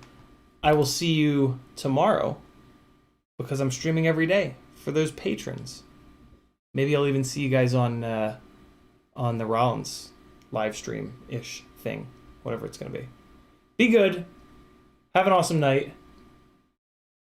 Check out FPV Therapy on Facebook. Bye-bye! 2 minutes left on this upload.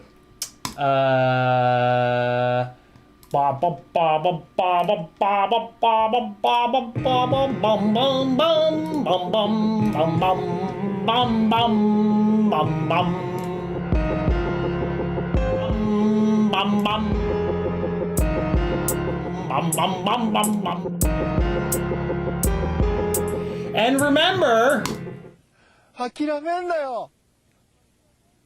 諦めんなお前。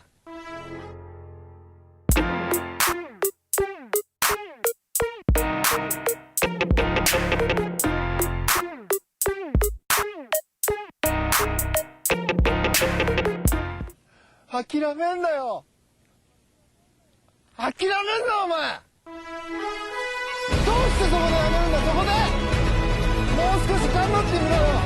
ダメダメダメやめ諦めたら周りのことを思うよ。